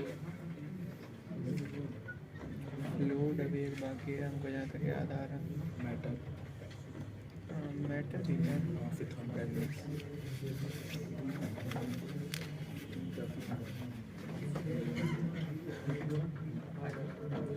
यानी सॉल्यूशन करने के लिए आगे जाएंगे तो I can see 12m square plus m minus 6 equal to 0, तो m का वैल्यू कितना आ रहा है, फैक्टराइज करें या फिर ऐसे ही लिख दे formula minus B plus minus root under B square minus 4, वही करते हैं। माइनस बी यानी minus 1 plus minus root under B square यानी 1 माइनस 4ac, तो कितना हो जाएगा 4an 24 यानी कि 288, इतना ही ना होगा बाय 24, इतना ही आएगा। सो आई कैन सी m1 का वैल्यू, ध्यान दो बातें नहीं करो, कितना हो रहा है, तो -1 plus 17 by 24 and -1 minus 17 by 24, ऐसे ही आएगा ना। 289 दैट इज का स्क्वायर रूट क्या होता है, तो 17, तो ऐसे लिख दिए, तो 17 ये हो गया 16 बाय 24 यानी 2/3 है ना। तो m1 हो गया, सॉरी ये m का वैल्यू है, तो m1 हो गया 2/3 और m2 कितना हो गया, तो -18/this यानी कितना हो जाएगा 3/4 है ना, तो -3 ये हो गया है ना। सो लाइन्स आर क्या क्या है, तो कैपिटल Y ऐसे लिख देते हैं, y minus beta is equal to 2/3 x minus alpha and y minus beta is equal to -3/4 x minus alpha. Line separate हो गया है ना, बट द थिंग इसके हमको अल्फा बीटा चाहिए। अच्छी बात क्या है, देखो इसके बाद से अगला जो हम लोगों का कॉन्सेप्ट था एंगल बिटवीन द लाइंस, वो यहीं से समझ में आ गया कि भाई हमको बड़ा वाला इक्वेशन चाहिए ही नहीं। अरे भाई बड़ा वाला इक्वेशंस में अल्फा बीटा डिटरमाइन करने तब रिजल्ट आएगा, लेकिन एंगल थोड़ी चेंज होगा, एंगल बिटवीन द लाइन तो सेम ही रहेगा ना। तो उसके लिए हमको क्या चाहिए, तो वो छोटा वाला इक्वेशन, तो कोई भी इक्वेशन जो उसको चेंज कर देंगे किसमें, pair of lines passing through, और उससे ऊपर हमको अब कोई बात करना ही नहीं, ठीक है। लेकिन पहले इसको खत्म करें, कैसे, तो आई कैन सी पहले for p alpha comma beta differentiating 1 with respect to x, treating y as a constant, लिखेंगे ना, कीजिए जरा सा। 1 क्या था आपके पास, कितना आ जाएगा बताओ जल्दी से। 12x और फिर कितना -y, उसके बाद कितना और कितना आएगा -8 इक्वल टू 0। अच्छा फिर से and y again with respect to y treating x as a constant. ठीक है, अब बताओ जरा सा दूसरा वाला कितना आएगा, क्या लिखेंगे, तो 6x² तो 0 हो गया। फिर अगला क्या लिखेंगे, तो -xy और से कितना आएगा -x, तो I can right -x। Okay next -24y and constant में कितना आ रहा है देखो तो कितना है 29, तो +29 इक्वल टू है ना। अब रिजल्ट लिखते हैं यहाँ से, x बाय कितना लिखेंगे -29 और यहाँ से -24 इंटू 8 इतना ही ना हो रहा है, is equal to -y by कितना हो जाएगा 12 इंटू 29 करेक्ट, और यहाँ से -8 सॉरी -8 हाँ करेक्ट है। ठीक है, ये कितना हो गया 1 बाय -12 इंटू 24 और ये -1 इतना ही अल्फा बीटा कैलकुलेट यही से, ये अल्फा हो गया ये बीटा हो गया। देखो अब यहाँ वैल्यू जरा सा लिखते हैं हम लोग, कैलकुलेट कर पाएंगे देखो तो आसानी से। ये कितना है, तो ये तो दिख रहा है हमको कितना 288 और ये 1 कितना हो गया 289, तो ये 289 है। यहाँ पे देखो तो जरा सा ये क्या हो सकता है हमारे लिए, तो 24 इंटू 8 है, क्या लिख सकते हैं इसको 24 इंटू 4 ये हो जाएगा 96 इंटू 2 यानी कितना हो गया 96 इंटू 2 कितना हो गया 192 प्लस 29 कितना हो गया 221 है ना, तो माइनस में है तो प्लस हो गया, यानी अल्फा का वैल्यू आ गया 221/289। ठीक है, एंड व्हाट बीटा, तो बीटा का वैल्यू कितना हो जाएगा, तो देखो तो यहाँ से भी माइनस माइनस हो गया प्लस ही हो जाएगा, बट एनीवे कर लेते हैं। तो 12 इंटू 30 यानी 360 माइनस 12 में 348 माइनस 8 यानी 340, सो आई कैन राइट 340/280 है ना। अब इक्वेशंस रेडी है हमारा, देखो we can write lines are, ध्यान दो बातें नहीं करो, 3y minus 2x, sorry 3y minus 3 beta is equal to 2x minus 2 alpha. So 2x minus 3y is equal to 2 alpha minus 3 beta. This is how much we can write. देखो LCM तो दोनों का same है ना, हमको करना क्या है सिर्फ, तो I have to write 2 alpha यानी कि 2 into 21 यानी कि 442 minus 3 beta 3 टाइम मल्टीप्लाई करें तो कितना आएगा, कितना आ जाएगा देखो तो जरा सा, ये हो जाएगा 91020 है ना, तो I can right 1020 divided by 289। जरा कैलकुलेट करो कितना हो रहा है 1020 और 442 कितना हो जाएगा, कितना 578, तो जो 2 से कैंसिल हो जाएगा, नहीं हो जाएगा। सो आई कैन सी ये वैल्यू कितना हो जाएगा देखो तो जरा सा, तो ये लिखेंगे 8 माइनस में 8 उसके बाद कितना हो गया, तो यहाँ सॉरी 8 उसके बाद कितना हो गया 1 तो 7 और ये 578/289, so this becomes minus, so 2x minus 3y plus 2 equal to first line. ठीक है, मतलब ये चीज आपको ये भी समझा रहा है कि क्यों हम पेयर ऑफ स्ट्रेट लाइन को इस्तेमाल ज्यादा नहीं करते, इक्वेशन अलग करने में इतना मेहनत। इस कारण से जब आपको पेयर ऑफ टैंजेंट्स का इक्वेशन हम t² = SS1 लिखवाए थे, हम बोले थे बस खाली ध्यान रखना, we are not going to use it. क्यों भाई, अलग अलग अगर पूछना शुरू किया तो तुम लोग फंस जाएंगे। ठीक है, तो इक्वेशन याद रखें, इस्तेमाल मुश्किल है। ये तो एक ही लाइन है, दूसरा लाइन में फिर क्या करना पड़ेगा, यहाँ से लिखेंगे। So I can write what, I can write 3x plus 4y is equal to कितना हो जाएगा, तो I can write 3 alpha plus 4 beta, फिर मल्टीप्लाई करें, दोनों ऐड करें, कैंसिलेशन आएगा जरूर आंसर, लेकिन मिलेगा उसी हिसाब से। देखो 3 टाइम इसको मल्टीप्लाई कितना हो जाएगा 6 6 3,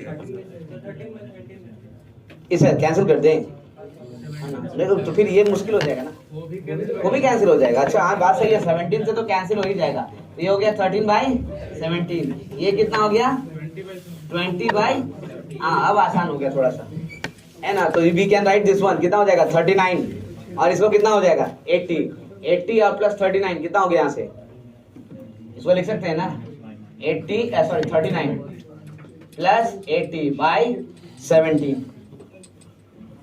कितना हो गया देखो तो 30 और 18 119 बाई 17 7 आ गया ना। हाँ बोल। ठीक है, so I can write 3x plus 4y is equal to 7।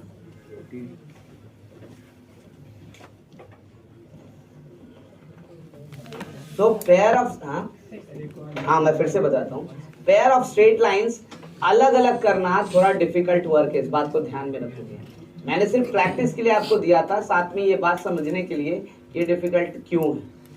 मैंने क्या किया शुरुआत से मैं बताऊं कि भाई हमने कहा इतना बड़ा इक्वेशन फैक्टराइज करना आसान नहीं है, तो हम क्या कर रहे हैं, तो उसको ऐसे परफेक्ट में तोड़ रहे हैं क्वाड्रेटिक में, जिससे कि आसानी से आंसर आता है। कैसे, तो हमने क्या किया कि वो तीनों टर्म हटा दिया, कौन सा, तो x का, y का, कांस्टेंट का, जिससे कि वो होमोजीनियस बन गया। देखो सबका डिग्री सेम है, x स्क्वायर, एक्स वाई और y स्क्वायर बन गया ना। इससे हमारा इक्वेशन जो है वो सॉल्व हो गया, हमको दो वैल्यू आ गया, m1 का और m2 का।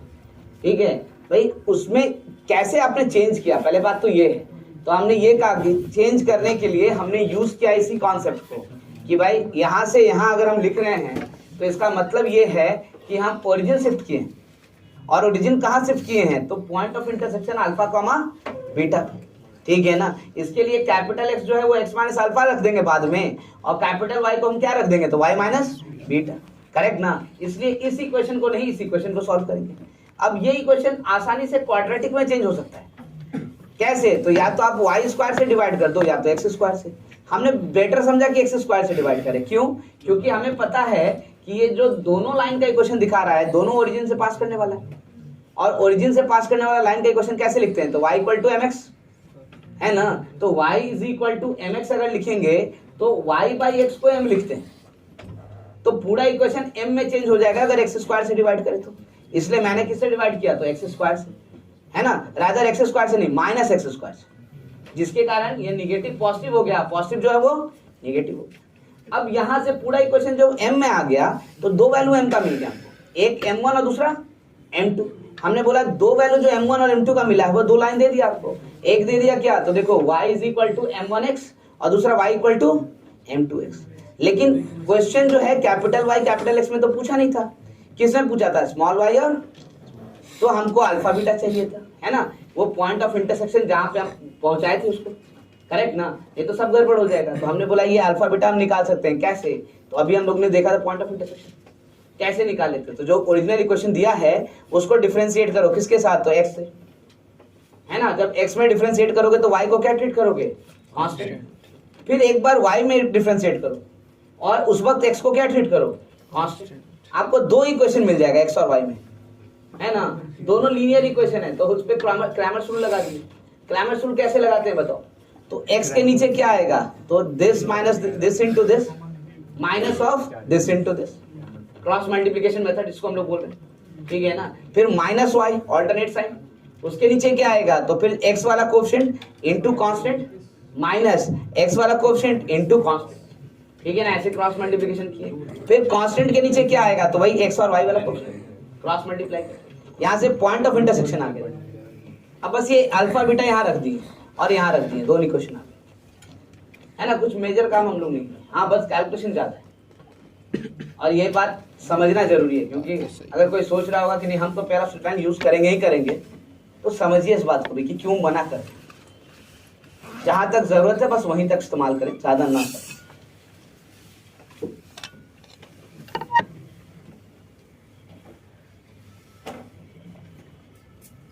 ठीक है, तो पॉइंट ऑफ इंटरसेक्शन निकालने का तरीका सबको समझ में आया, इवन फैक्टराइज करने का भी तरीका बता दिया। ये क्वेश्चन आपके मॉड्यूल में इलस्ट्रेशंस में दिया हुआ है ना, आप ध्यान से देखना। हालांकि उसमें जो तरीका है वो इस तरीका नहीं है जो हम लोग किए हैं, ठीक है, लेकिन बेटर वे यही है कि इस हिसाब से चले, है ना। गेस वर्क कहीं पे भी न हमारे तो ज्यादा अच्छा।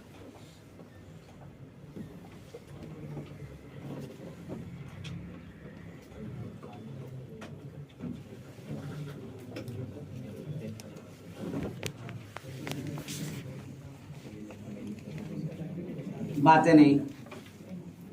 लाता है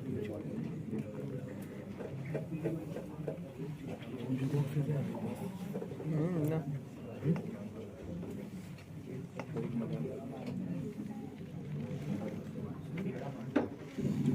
लिख तो बिग बॉस टाइम। एक लास्ट कॉन्सेप्ट जो इसमें पढ़ना है वो है angle between the pair of line. Time हाँ। अच्छा कॉन्सेंट्रेट प्लीज, बातें नहीं करो। Angle between the pair of line, ठीक है। यही दो कॉन्सेप्ट पढ़ना है, एक तो पॉइंट ऑफ इंटरसेक्शन निकालना और दूसरा एंगल निकालना। इसके बाद तीसरा कॉन्सेप्ट इसमें हम पढ़ ही नहीं रहे, ठीक है। इसके बाद सिर्फ एक मेथड सीखेंगे जिस पर डायरेक्ट क्वेश्चंस भी आप देखोगे जो पूछा हुआ है प्रीवियस में, तो भाई वो हम लोग अप्लाई करना सीखेंगे। बाकी यहाँ से और कुछ नहीं करना है, क्योंकि मेथड में तो हमारे ऊपर डिपेंड करता है ना। हमको अगर क्वेश्चन नहीं भी बोलेगा तो हम अप्लाई कर सकते हैं अगर वो चीज दिख रहा है तो। एंगल कैसे निकालेंगे? तो भाई अगर गिवन होगा, मान लो आपके पास equation of pair of line, ax square plus by square plus 2hxy plus 2gx plus 2fy plus c is equal to, तो क्या करेंगे भाई? कुछ नहीं है, एंगल थोड़ी वैरी करता है। अगर ओरिजिन शिफ्ट करेंगे तो उससे क्या एंगल बदल जाता है क्या लाइन के बीच का? नहीं ना, तो हम इमीडिएटली चेंज कर देंगे इसको, है ना। क्या लिखेंगे? तो ax square plus by square plus 2hxy, where x is equal to x minus alpha, y is equal to y minus beta, correct ना? And alpha comma beta is point of intersection. जरूरत होगा तो alpha beta निकालेंगे, नहीं जरूरत होगा तो क्यों निकालेंगे? लास्ट वाले क्वेश्चन में जरूरत था इसलिए निकाला लास्ट में, यहाँ जरूरत ही नहीं है। अब जरा सोच के देखो, इस वाले इक्वेशन में, है ना, ध्यान से देखना, इस वाले इक्वेशंस में इस इक्वेशन को 1 बोल देते हैं, इसको 2 बोल देते हैं, है ना। हम सेकंड वाले इक्वेशन में बात कर रहे हैं। Let y is equal to mx be the solution of equation 2। मान लेते हैं कि भाई जो स्ट्रेट लाइन आएगा वो यही आएगा, y is equal to mx। क्यों? क्योंकि दोनों लाइन पासिंग थ्रू क्या है? ओरिजिन, करेक्ट ना। सो इन दैट केस आप देख सकते हो, डायरेक्ट आप यहाँ पे रिप्लेस कर सकते हो। क्या वैल्यू? y बाई x का क्या लिखेंगे? m। तो पहले तो इसको चेंज कर 2 को, क्या लिखेंगे? देखो b y बाई x का whole square plus 2h y by x plus a equal to, can I write like this? हमने क्या किया? सिर्फ एक्स स्क्वायर से डिवाइड कर दिया। अब y बाई एक्स की जगह क्या लिखे यहाँ से? m। तो आई कैन सी हमें क्या मिल गया? तो bm square plus 2hm plus a equal to, अगर अब सपोज करें कि late m1 and m2 are roots, मान लेते हैं, ठीक है ना, ये थर्ड मान करके, तो I can C m1 plus m2 क्या होगा यहाँ से? माइनस 2h बाई, है ना, और m1 m2 क्या होगा बताओ जरा से यहाँ से? a बाई, ये तो सबको देख रहा है ना, इसमें कोई दिक्कत नहीं ना है ना। अब अगर हम कहें कि let theta be the angle between the two lines, कौन कौन सा लाइन भाई? तो y is equal to m1x, sorry m1x and y is equal to m2x मान लेते हैं। फिर आप बोलोगे नहीं, आप तो कैपिटल Y कैपिटल X में लिख रहे हो, क्वेश्चन तो दिया नहीं था कैपिटल Y कैपिटल X में। तो ठीक है भाई, हम इसी क्वेश्चन को ऐसे लिख लेते हैं, y minus beta is equal to m1x minus alpha, and इसको लिख लेते हैं y minus beta is equal to m2 time x minus alpha. अब तो ठीक है ना, स्टिल दोनों के बीच में एंगल क्या है? सेम, थीटा ही है ना। और इसका स्लोप कितना है? m1। इसका स्लोप क्या है? तो अल्फा बीटा कैलकुलेट करने की जरूरत क्या है? कोई जरूरत नहीं। मेरी बात समझ में आ रही है? तो इन दैट केस हम क्या लिखेंगे? tan theta is equal to कितना होता था याद है ना? Mod of m1 minus by 1 plus, correct. लेकिन m1 m2 तो आप मान रहे हो, लेट की हो, देखो वो दिया थोड़ी है, दिया क्या है? सिर्फ ये सिर्फ इक्वेशन दिया है, इससे ज्यादा कुछ नहीं दिया। तो क्या करेंगे? रिप्लेस करते हैं वैल्यू, इसको ऐसे लिखते हैं, tan theta can be written as root under m1 plus m2 का whole square minus 4m1 m2। By 1 plus m1 m2।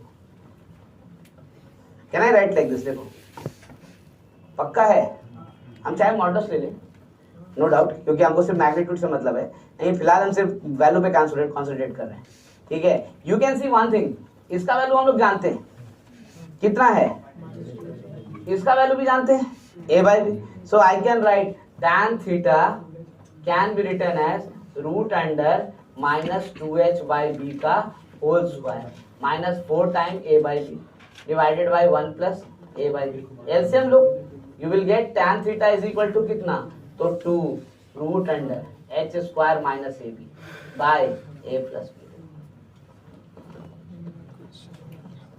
ये फॉर्मूला है जो आपको याद रखना है,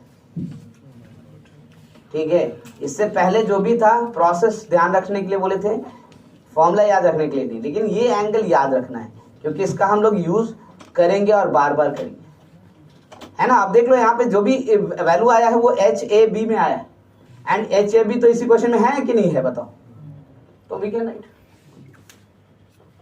what is the angle between the pair of lines, tan theta is equal to 2 time h square minus A B by a plus b. यहां से भी ऑब्जर्व करके देखो, h स्क्वायर माइनस ए बी ग्रेटर देन 0, तो tan theta कुछ ना कुछ आएगा, मतलब दो लाइन सेपरेट है। h square minus A b equal to 0 मतलब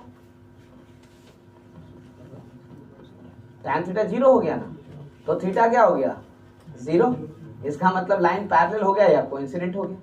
और अगर h square minus A be less than 0 हो गया तो इमेजिनरी। याद है यही कंडीशन तो हम लोगों ने लिखा था पेयर ऑफ स्ट्रेट लाइन के लिए भी ना, h square minus A b equal to 0 में क्या बोला था, लाइन विल बी पैरेलल। देखो आ रहे हैं यहां से, एंड इसके बाद से एकदम क्लियर रखना कि भाई हम जो भी सॉल्व करेंगे, जो भी चीज सीखेंगे, वो सिर्फ लाइन इंटरसेक्टिंग एट ओरिजिन पे। अब फिर सोचो कि अगर दे दिया तो कुछ और कन्वर्ट कर लेंगे ना, दो लाइन तो है ना। हम इसको कभी सॉल्व ही नहीं करेंगे, हम हमेशा इसी को सॉल्व करेंगे। जरूरत पड़ेगा तो लास्ट में अल्फा बीटा रखेंगे, नहीं जरूरत पड़ेगा तो नहीं रखेंगे, लेकिन हम हमेशा इसको सॉल्व करेंगे। हम इसी पे ध्यान रखें, उस पर क्यों ध्यान रखें। 90 डिग्री मतलब a प्लस बी 0। देखो हाँ,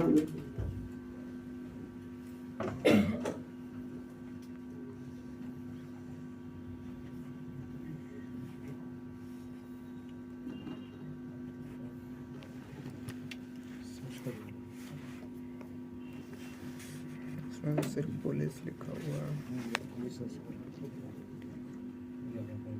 है, उसका एक हम वॉच रैंडम उठाते हैं तो डुप्लीकेट कॉपी नहीं लग रहा है, शायद यहाँ पे यही होगा, यही होगा ना कि दूसरा। अरे 9700 कुछ का दिखा रहा है, दूसरा दिखा रहा है, लेकिन इसमें एक ऐसा वाला ये नहीं दिखा रहा है। तो रेंज समझ में आ गया ना, बातें नहीं क्या ये सब करे फालतू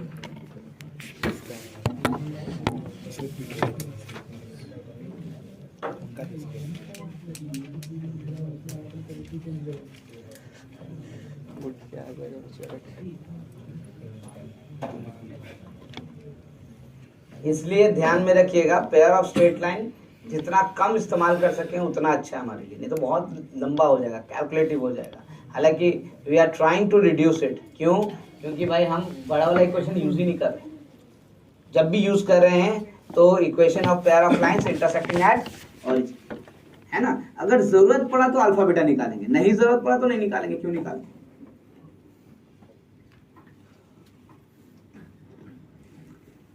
जैसा कि हर बार हम लोग यहाँ पे लिखते हैं स्पेशल केसेस, हम वापस वो स्पेशल केसेस लिखते हैं। Lines are perpendicular and lines are parallel. What are the cases?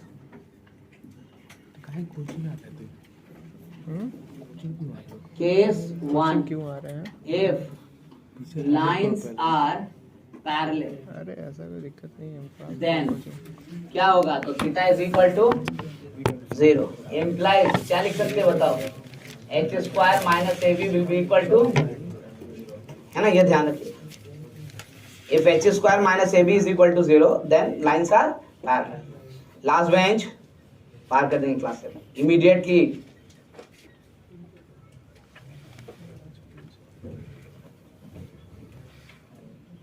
Case 2, if lines are perpendicular,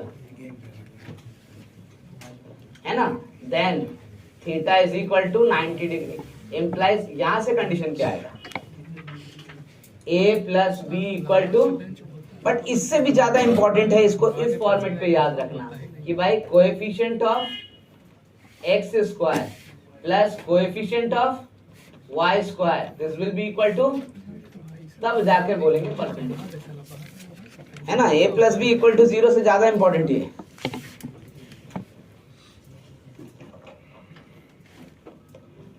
क्योंकि मैक्सिमम क्वेश्चन परपेंडिकुलर वाले ही केस पे दिखेगा। तो coefficient of x square plus coefficient of y square का sum 0 होना चाहिए, तब lines are perpendicular, otherwise not.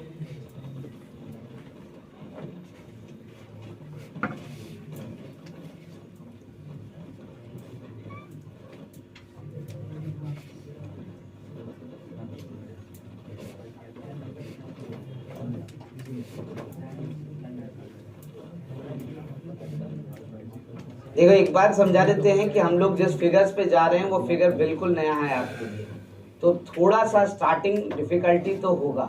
अगर कंसंट्रेशन में थोड़ा भी कमी रहा तो फिर मुश्किल हो जाएगा, इस बात को ध्यान में रखो।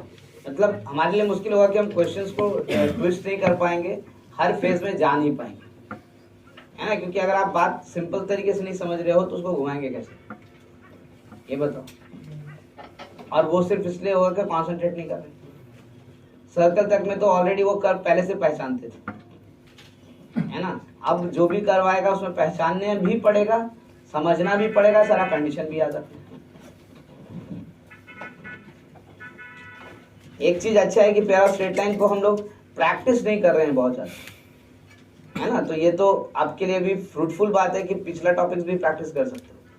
लेकिन once parabola started means we have to be serious, क्योंकि एकदम नया फिगर, नया बात और कई नए टर्म्स आ जाएंगे जो अभी तक आपने सुना भी नहीं था, है ना।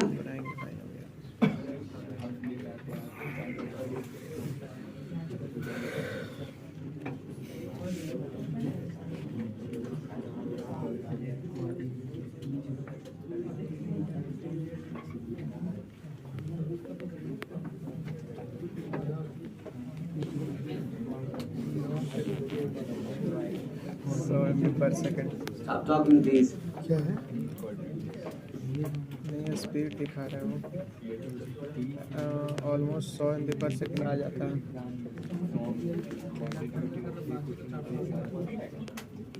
चार तो 500 MB पर सेकंड, मेरा हाईएस्ट 50 जाता है, हाईएस्ट 50 जाता है। एक लास्ट फैक्ट देखो, एकदम उंगली पे गिना गुना बात बोल रहे हैं आपसे, बहुत ज्यादा बातें नहीं बात कर रहे हैं। पेयर ऑफ स्ट्रेट लाइन का इक्वेशन कैसे लिखते हैं, general equation, condition, point of intersection और angle between pair of straight. ये method pair of straight line से अटैच तो जरूर है, लेकिन 100% ये पेयर ऑफ स्ट्रेट लाइन हमेशा नहीं बोलता है, ये किसी भी कर्व में लग सकता है। और इसके बाद हर कर्व में एक तरीका होगा जिससे कि हम ये सॉल्यूशन एक पर्टिकुलर काइंड ऑफ क्वेश्चंस को सॉल्व कर पाएंगे। इसलिए इसको यही समझना है, ठीक है। इसको पेयर ऑफ स्ट्रेट लाइन से कुछ लेना देना नहीं है। हाँ डेफिनेटली मतलब तो है कि pair of straight line he use कर रहे हैं, लेकिन पेयर ऑफ स्ट्रेट लाइन का मतलब डायरेक्ट इस्तेमाल नहीं है। डायरेक्ट इस्तेमाल मतलब क्वेश्चन नहीं लिख रहा है कि pair of straight line use करो, वो हम लोग कर रहे हैं क्योंकि काम आसान होता है, ठीक है। तो ये मेथड उस हिसाब से समझिए। सबसे पहले तो इसमें समझना क्या है, तो ये टर्म को हमने लिखा है होमोजेनाइजेशन, करेक्ट ना। तो सबसे पहले होमोजीनियस होता क्या है, तो हम पहला फैक्ट बोल रहे हैं होमोजीनियस एक्सप्रेशन पे। होमोजीनियस एक्सप्रेशन, होमोजीनियस एक्सप्रेशन होता क्या है, तो होमोजीनियस मतलब क्या हुआ, हर तरफ इक्वल, करेक्ट ना, मतलब इवन डिस्ट्रीब्यूशन जिसको बोलते हो।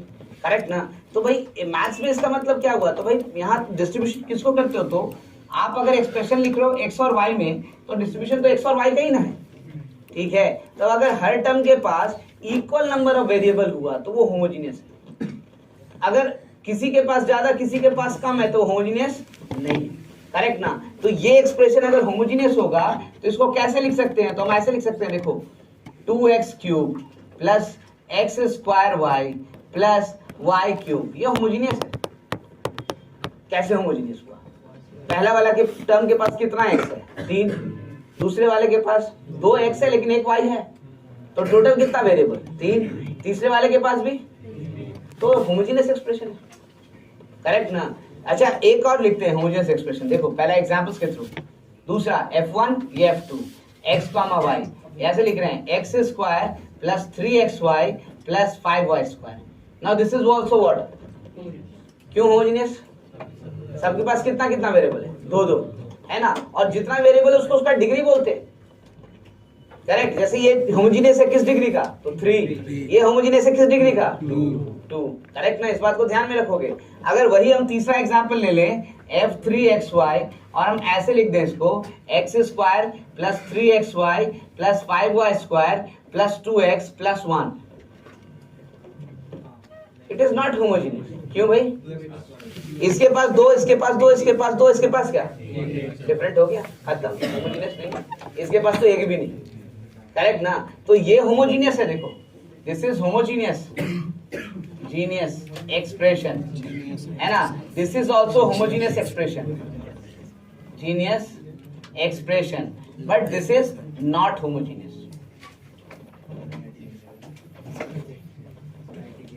है ना। मतलब इन सब चीजों को हम लोग एक्सप्लिसिटली एक्सप्रेस करेंगे फिर डिफरेंशियल इक्वेशंस में जब पढ़ते हैं तब करते हैं।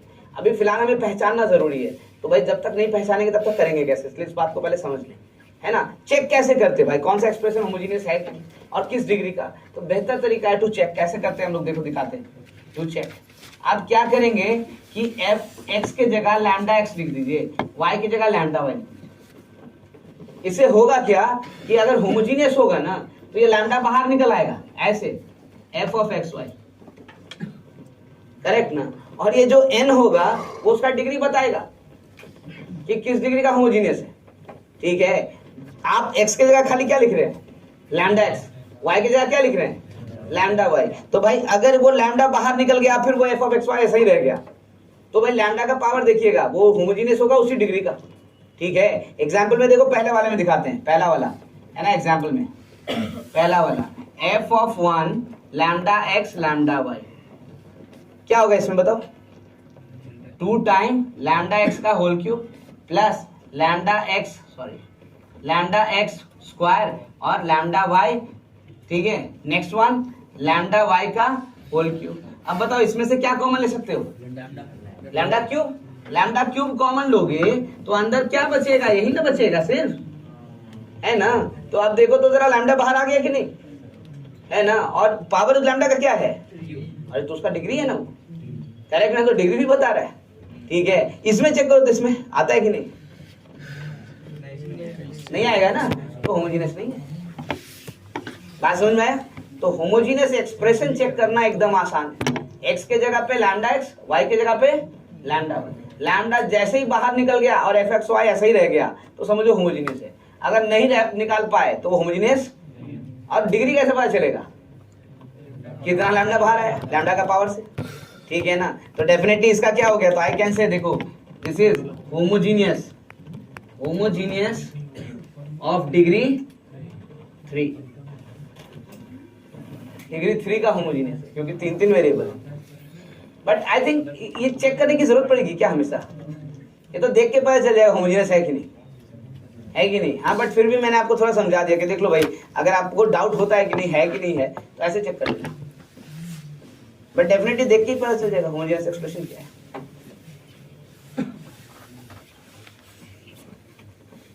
टाइम से पहले ही सबको बाल बाल ट्रांसपोर्ट हो गया।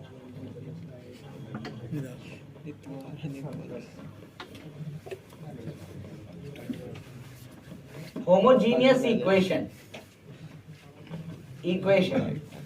पहले तो एक्सप्रेशन बताया मैंने, अब मैं इक्वेशन पे आ रहा हूं। तो भाई होमोजेनियस इक्वेशन क्या हुआ, एक्सप्रेशन को इक्वेशन में कैसे बदलते हैं, तो इक्वेट करते हैं किससे, तो किसी भी कांस्टेंट से, करेक्ट ना। तो होमोजेनियस क्या हो जाएगा, इक्वेशन, सॉरी इक्वेशन हो जाएगा। बाकी होमोजेनियस होगा कि नहीं पता, लेकिन इक्वेशन तो जरूर हो जाएगा, है ना। तो भाई जैसे चुनते हैं, इसको चुनते हैं, देखो इसको, हाँ let's start the things. I can see x square plus 3xy, है ना, plus 5y² is equal to 1 and x square plus 3xy plus 5s² equal to 0। दोनों इक्वेशन चेंज हो गया, देखो, है ना। लेफ्ट हैंड साइड में था एक्सप्रेशन में, तो लेफ्ट हैंड साइड वाला एक्सप्रेशन तो होमोजेनियस है ना, करेक्ट। बट इक्वेशन बना है तो दोनों में से कोई होमोजेनियस है या दोनों होमोजेनियस नहीं है, या दोनों होमोजेनियस है। सेकंड वाला होमोजेनियस है, पहला वाला नहीं, क्यों नहीं बताओ।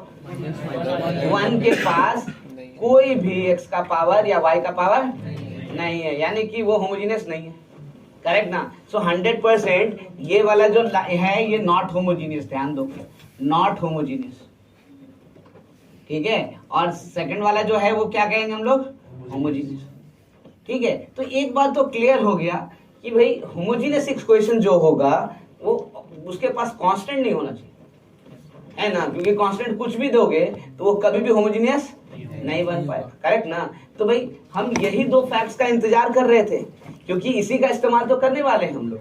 हम यहां से लिख रहे हैं, देखो पहला फैक्ट, ऑब्जर्वेशन फर्स्ट, ऑब्जर्वेशन 1, क्या लिख रहे हैं, the curve with homogeneous equation, homogeneous equation will always passes through origin। भाई जो भी कोई कर्व उठा लो, अगर उसका इक्वेशन होमोजीनियस है तो 100% वो कहां से पास करेगा, ऑरिजिन से। क्यों, अरे कोई और कांस्टेंट तो होमोजीनियस बनेगा ही नहीं, ठीक है। कांस्टेंट नहीं होगा, जीरो होगा तभी तो होमोजीनियस बनेगा, ठीक है। तो ऑलवेज पासेस थ्रू ओरिजिन, ठीक है। अगेन दूसरा ऑब्जर्वेशन एक्सप्लेन कर ले पहले, उसके बाद लिखते हैं स्टेटमेंट। जरा देखो इस चीज को, ax² plus by² plus 2hxy equal to 0, this is the homogeneous of degree 2, correct ना। इसका जरा डेल चेक करो तो, डिग्री 2 का होमोजेनियस है, जरा डेल चेक करो तो क्या आएगा बताओ। ABC plus 2FGH minus f² minus BG² minus, अब बताओ इसका वैल्यू रखते हैं तो A के जगह A, B के जगह B, C के जगह, है ना, प्लस 2 टाइम F के जगह क्या, G के जगह क्या, H के जगह H। ये हो गया कितना, A into 0² minus B into 0² minus 0 into H²। अब बताओ ये पूरा का पूरा वैल्यू कितना हो गया, 0। That means कि homogeneous equation of degree 2 always represents a pair of straight lines, है ना, दिखाएगा ना, चाहे रियल हो चाहे इमेजिनरी, लेकिन दिखाएगा क्या, पेयर ऑफ, है ना। तो दूसरा ऑब्जर्वेशन यही है, देखो every homogeneous equation of degree 2 represents pair of straight lines, है ना। every homogeneous equation of degree 2 represents pair of, खाली इतना ना, pair of straight line passing through origin। क्यों, अरे सारा कर्व जो होमोजेनियस है ओरिजिन से पास करता है, तो ये भी जोड़ देंगे, पासिंग थ्रू क्या, passing through origin.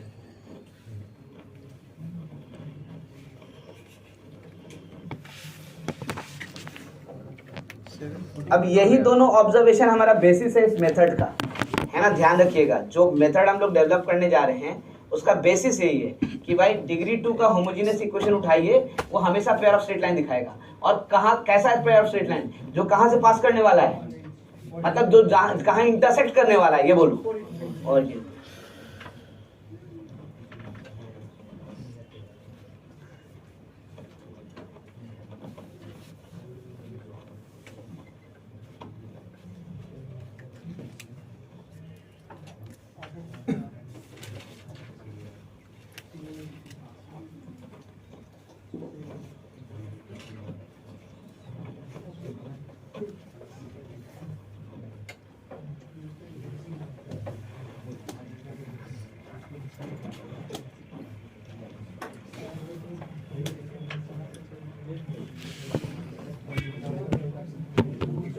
Stop talking, बातें नहीं। ये दोनों क्लियर कर दे, इसका मतलब हो चुका है। इतना लिखेगा जेल पे नहीं, जेल में खत्म हो जाएगा।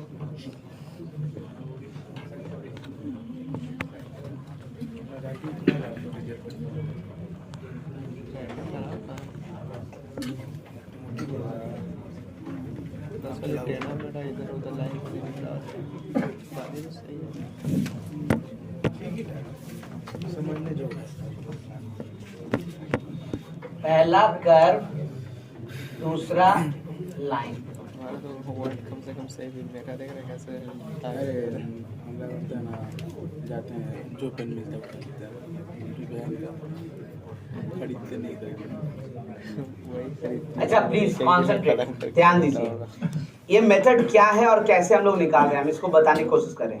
भाई आपको एक कर्व का इक्वेशन मिलेगा, एक लाइन का इक्वेशन मिलेगा, ठीक है ना। और आपसे कोशिश किया जाएगा पूछने का कि आप हमको ओपी और ओक्यू का इक्वेशन बता दो, ओपी और ओक्यू का।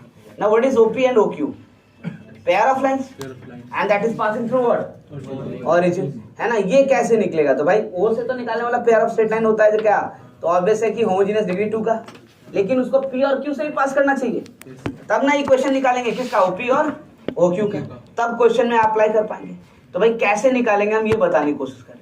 देखो गिवन क्या है, तो कर्व क्या ले लिया जाए, तो भाई जनरल कर्व तो यही था इक्वेशन बड़ा वाला, हम वही लिख लेते हैं, x square plus B Y square plus 2hxy plus 2gx plus 2fy plus c is equal to, और लाइन का इक्वेशन लिख लेते हैं lx plus my plus n equal to क्या है ना। अब हमको चाहिए क्या, तो OP और OQ का equation, to get equation of OP and OQ, ये हमारा टारगेट, ठीक है, कि OP और OQ का इक्वेशन निकालें। कैसे निकालेंगे ये मेथड जरा समझाएं आपको हम। तो हमने कहा देखो OP और OQ तो दोनों पेयर ऑफ लाइंस है, पासिंग थ्रू ओरिजिन है, तो डिग्री 2 का क्या होना चाहिए, होमोजेनियस इक्वेशंस। अगर P और Q से पास कर रहा है तो 100% इन दोनों कर्व के मदद से बना देंगे तभी बनेगा। कैसे, तो मैंने कहा देखो आपको दिया गया है Lx plus My plus n equal to 0, इस इक्वेशन को कौन सेटिस्फाई करेगा, वही पॉइंट्स जो कि इस लाइन पे होगा, है कि नहीं। इस लाइन के अलावा कोई पॉइंट ले ले तो सेटिस्फाई करेगा क्या, नहीं। तो डेफिनेटली अगर हम इसको ऐसे लिख दें Lx plus My equal to minus n और डिवाइड भी कर दें, तो L by minus N x M by minus n y equal to 1। तो देखो तो जरा सा ध्यान से, ये जो इक्वेशन है वो सिर्फ और सिर्फ किसके लिए सेटिस्फाई होगा, तो वो सारे पॉइंट जो कि लाइन पे होंगे, है ना। और इसमें अगर देखने का तरीका थोड़ा बदलें तो मुझे लगता है कि 1 is expressed as a homogeneous expression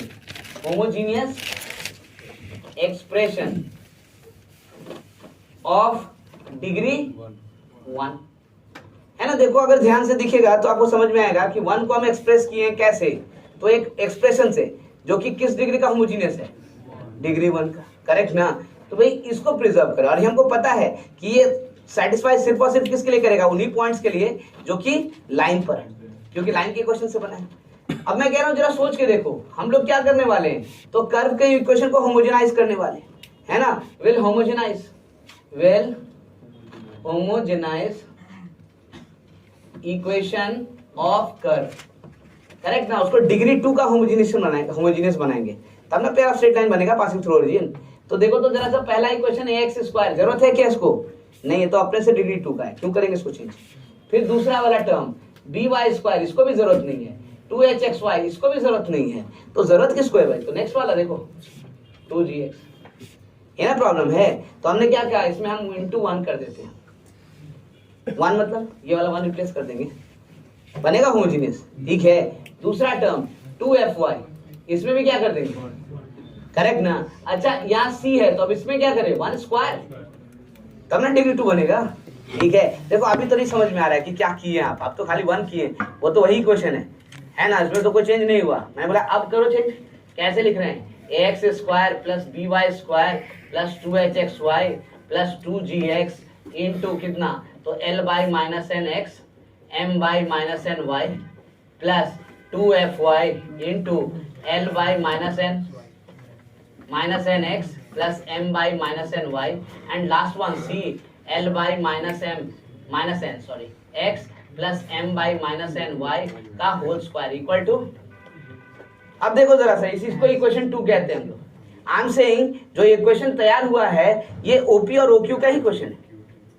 कैसे? तो पहली बात तो एकदम आसानी से देखो कि ये होमोजेनियस इक्वेशन है डिग्री 2 का। क्यों? देखो ये डिग्री 2, ये डिग्री 2, ये डिग्री 2, यहाँ मल्टीप्लाई करो, क्या आएगा? पहला एक्स स्क्वायर, दूसरा क्या आएगा? X Y. डिग्री 2 हो गया। यहाँ भी देखो एक्स वाई और वाई स्क्वायर, डिग्री 2 हो गया। बचा ये, अब इसमें देखो होल स्क्वायर करेंगे, पहला टर्म एक्स स्क्वायर, दूसरा टर्म और तीसरा टर्म, तो इसके अंदर तो 3 ही टर्म बचा ना। कौन कौन सा टर्म बचा? तुम ऐसे लिख सकते हैं A X square plus B Y square plus 2h X Y, है ना। So 2 can be represented like this, कर सकते हैं, और तो कुछ नहीं करेंगे हम लोग। सो आई एम सेइंग कि भाई इस तरीके से अगर देखा जाए तो ये तो सेकंड डिग्री का होमोजेनियस इक्वेशन हो गया, और सेकंड डिग्री का होमोजेनियस इक्वेशन हमारे रूल के अनुसार क्या होना चाहिए? It's a pair of straight line passing through, है ना।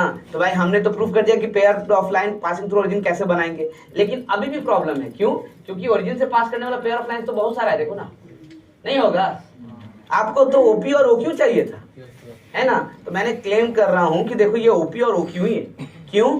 तो देखो जरा सा, इस पॉइंट को अगर हम x1, y1 कहते हैं, इस पॉइंट को x2, y2 कहते हैं, यहाँ पे पॉइंट ले लो x3, y3, और यहाँ पे पॉइंट ले लो x4, y4, है ना।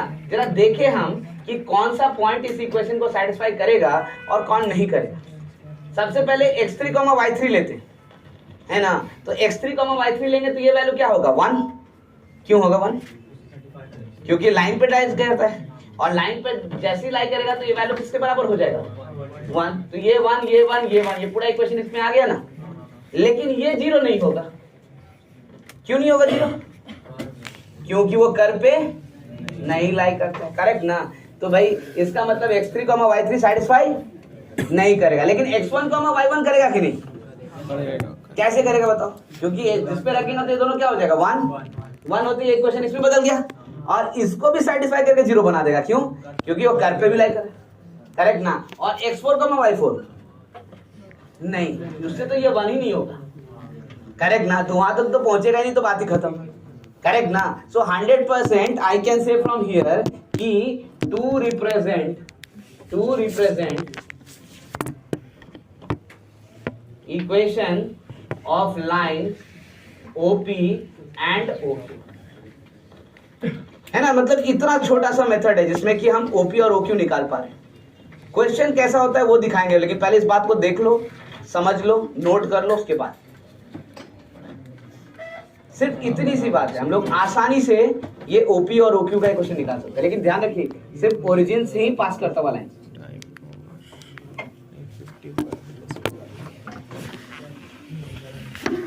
हाँ, मैं फिर से बता रहा हूँ, हमने कहा ये जो 2 ऑब्जर्वेशंस है इसका इस्तेमाल हम लोग करने वाले, करेक्ट ना। तो कैसे? तो हमको OP और OQ का इक्वेशन चाहिए। तो OP और OQ का इक्वेशन का मतलब क्या हुआ? तो pair of line passing through origin. हमने पढ़ा है कि every homogeneous equation of degree 2 represent pair of straight line passing through क्या? तो हम डिग्री 2 का पेयर ऑफ लाइन बनाएंगे, पेयर ऑफ स्ट्रेट लाइन बनाएंगे, करेक्ट ना। मतलब डिग्री 2 का होमोजेनियस इक्वेशन बनाएंगे। कैसे? तो भाई हमको P और Q से भी पास करवाना था, तो हम इन्हीं दोनों को यूज करेंगे, तब ना दोनों का इंटरसेक्शन पे सेटिस्फाई होगा। ठीक है, तो कैसे? तो मैंने लाइन के इक्वेशन को ले लिया, वहां से 1 बना निकाला। 1 को कैसे एक्सप्रेस किए? तो एक एक्सप्रेशन से, करेक्ट ना। ये एक्सप्रेशन क्या एक्सप्रेशन है? होमोजेनियस किस डिग्री का? 1, करेक्ट ना। अब इस होमोजेनियस एक्सप्रेशन की मदद से हम कर्व वाला जो इक्वेशन है ना उसको डिग्री 2 का बना दिए। ठीक है, जहां जहां डिग्री 2 था उसको छोड़ दिए, डिग्री 1 था तो उसमें 1 मल्टीप्लाई कर दिया, है ना। डिग्री 0 था तो उसमें कितना मल्टीप्लाई कर दिया? 1 स्क्वायर। अब ये एक्सप्रेशन को ब्रेक कर दो तो ऐसे बन जाएगा, देखो, है ना। सो 100% डिग्री 2 का है, तो डिग्री 2 का होमोजेनियस इक्वेशन है, तो ओरिजिन से पास करने वाला पेयर ऑफ स्ट्रेट लाइन तो दिखाएगा ही दिखाएगा, करेक्ट ना। बट हम बोल रहे हैं, क्लेम कर रहे हैं कि साथ साथ में P और Q से ही पास करेगा। कैसे? तो देख सकते हो, बात समझ में आया?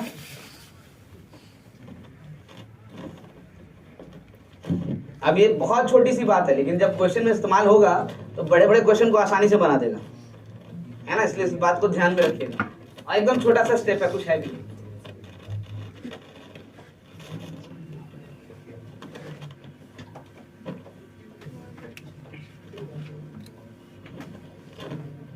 आई होप कि सारी बात सबको समझ में आ गई है जरूर।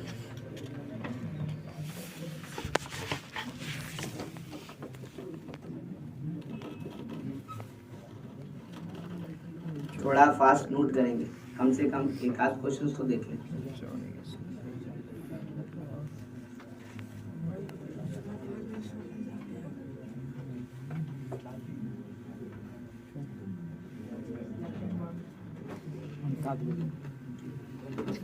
गेमिंग में खाली जोनाथन ये होमोजेनियस वाला सब क्लियर कर दे, ये हो गया ना सबका। देख रहा है stream बात start बात करके होगा, टाइम बर्बाद नहीं। 30,000 कौन है भाई? पता नहीं क्या किया है ये, अपना बेचने के लिए किया है।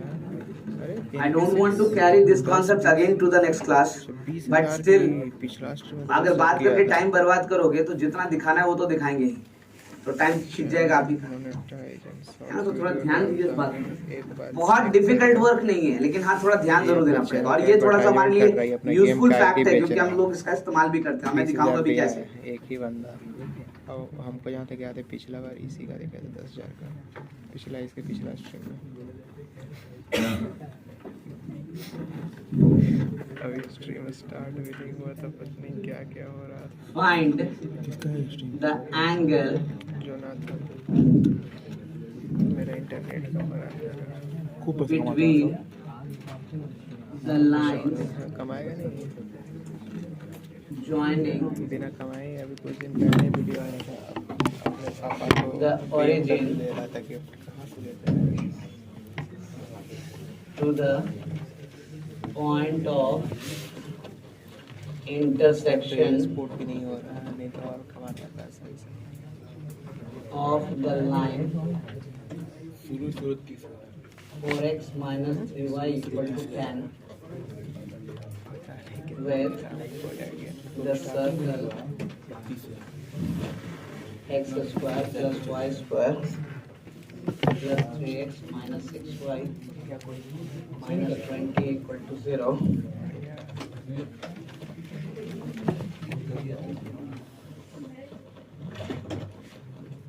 पहला क्वेश्चन एकदम सिंपल और साधारण रखें, क्योंकि आपको बात समझ में आती है अप्लाई कैसे।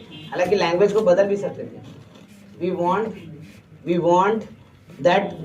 want the angle that this line subtend, है ना, the line this chord subtend, this chord to the circle subtend at origin। वही बात हो, सेम चीज जो पूछ रहा है, लेकिन सिंपल देखिए लैंग्वेज को, जैसे कि बात समझ में आए।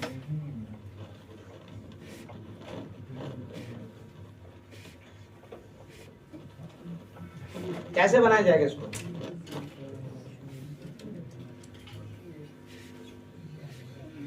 अच्छा देखो, नोट करना, लेकिन एक क्वेश्चन मैं एग्जांपल के रूप में दिखा दूं, फिर अगला क्वेश्चन आप पे ही छोड़ूंगा, ठीक है? लेकिन समय थोड़ा कम है, तो इसलिए मैं पहले दिखा दूं उसको, उसका नोट करना, थोड़ा स्पेस हमारे पास है।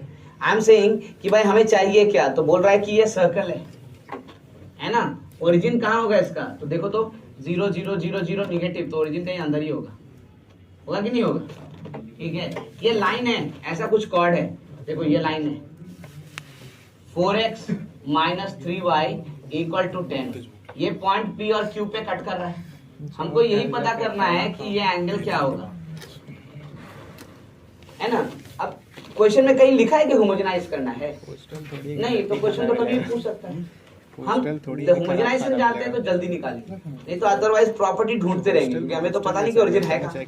पता है क्या? नहीं ना, अंदर में कहीं पे भी हो सकता है।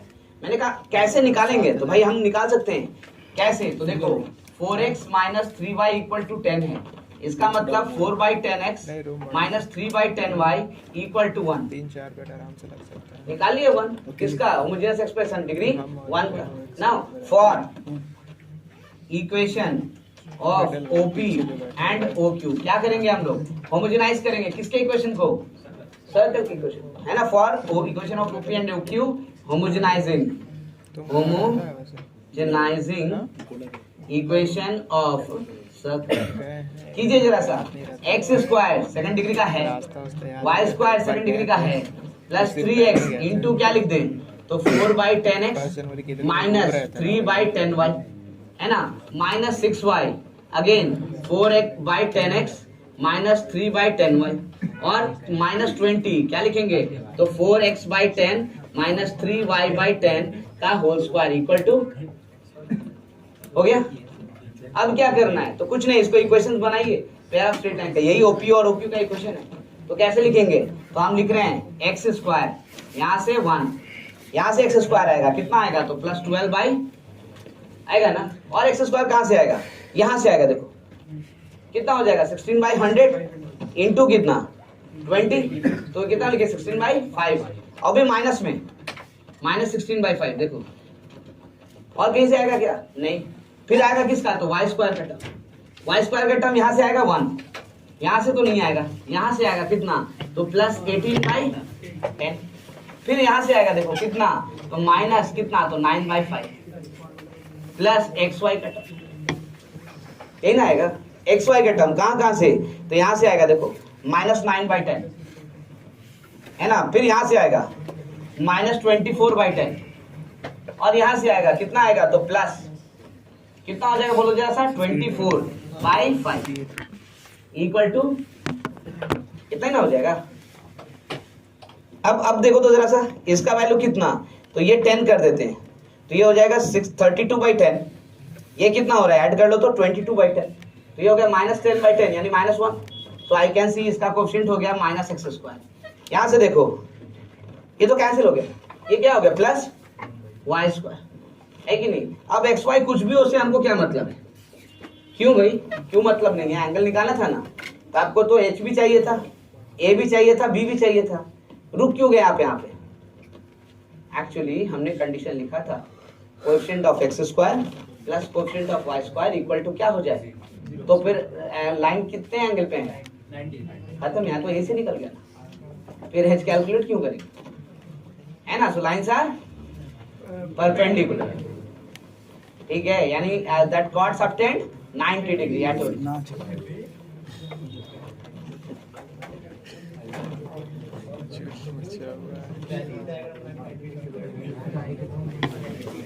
थर्ड स्टेप क्या किया है, थर्ड स्टेप क्या किया। अच्छा आपका थोड़ा सा और थोड़ा सा लेगा, थोड़ा सा बातें अगर कम जाएं हाँ ऊपर तो समझ जाएगा, मल्टीप्लाई कर दिया 1 हाँ वो ठीक है नीचे वाला step second step x square 1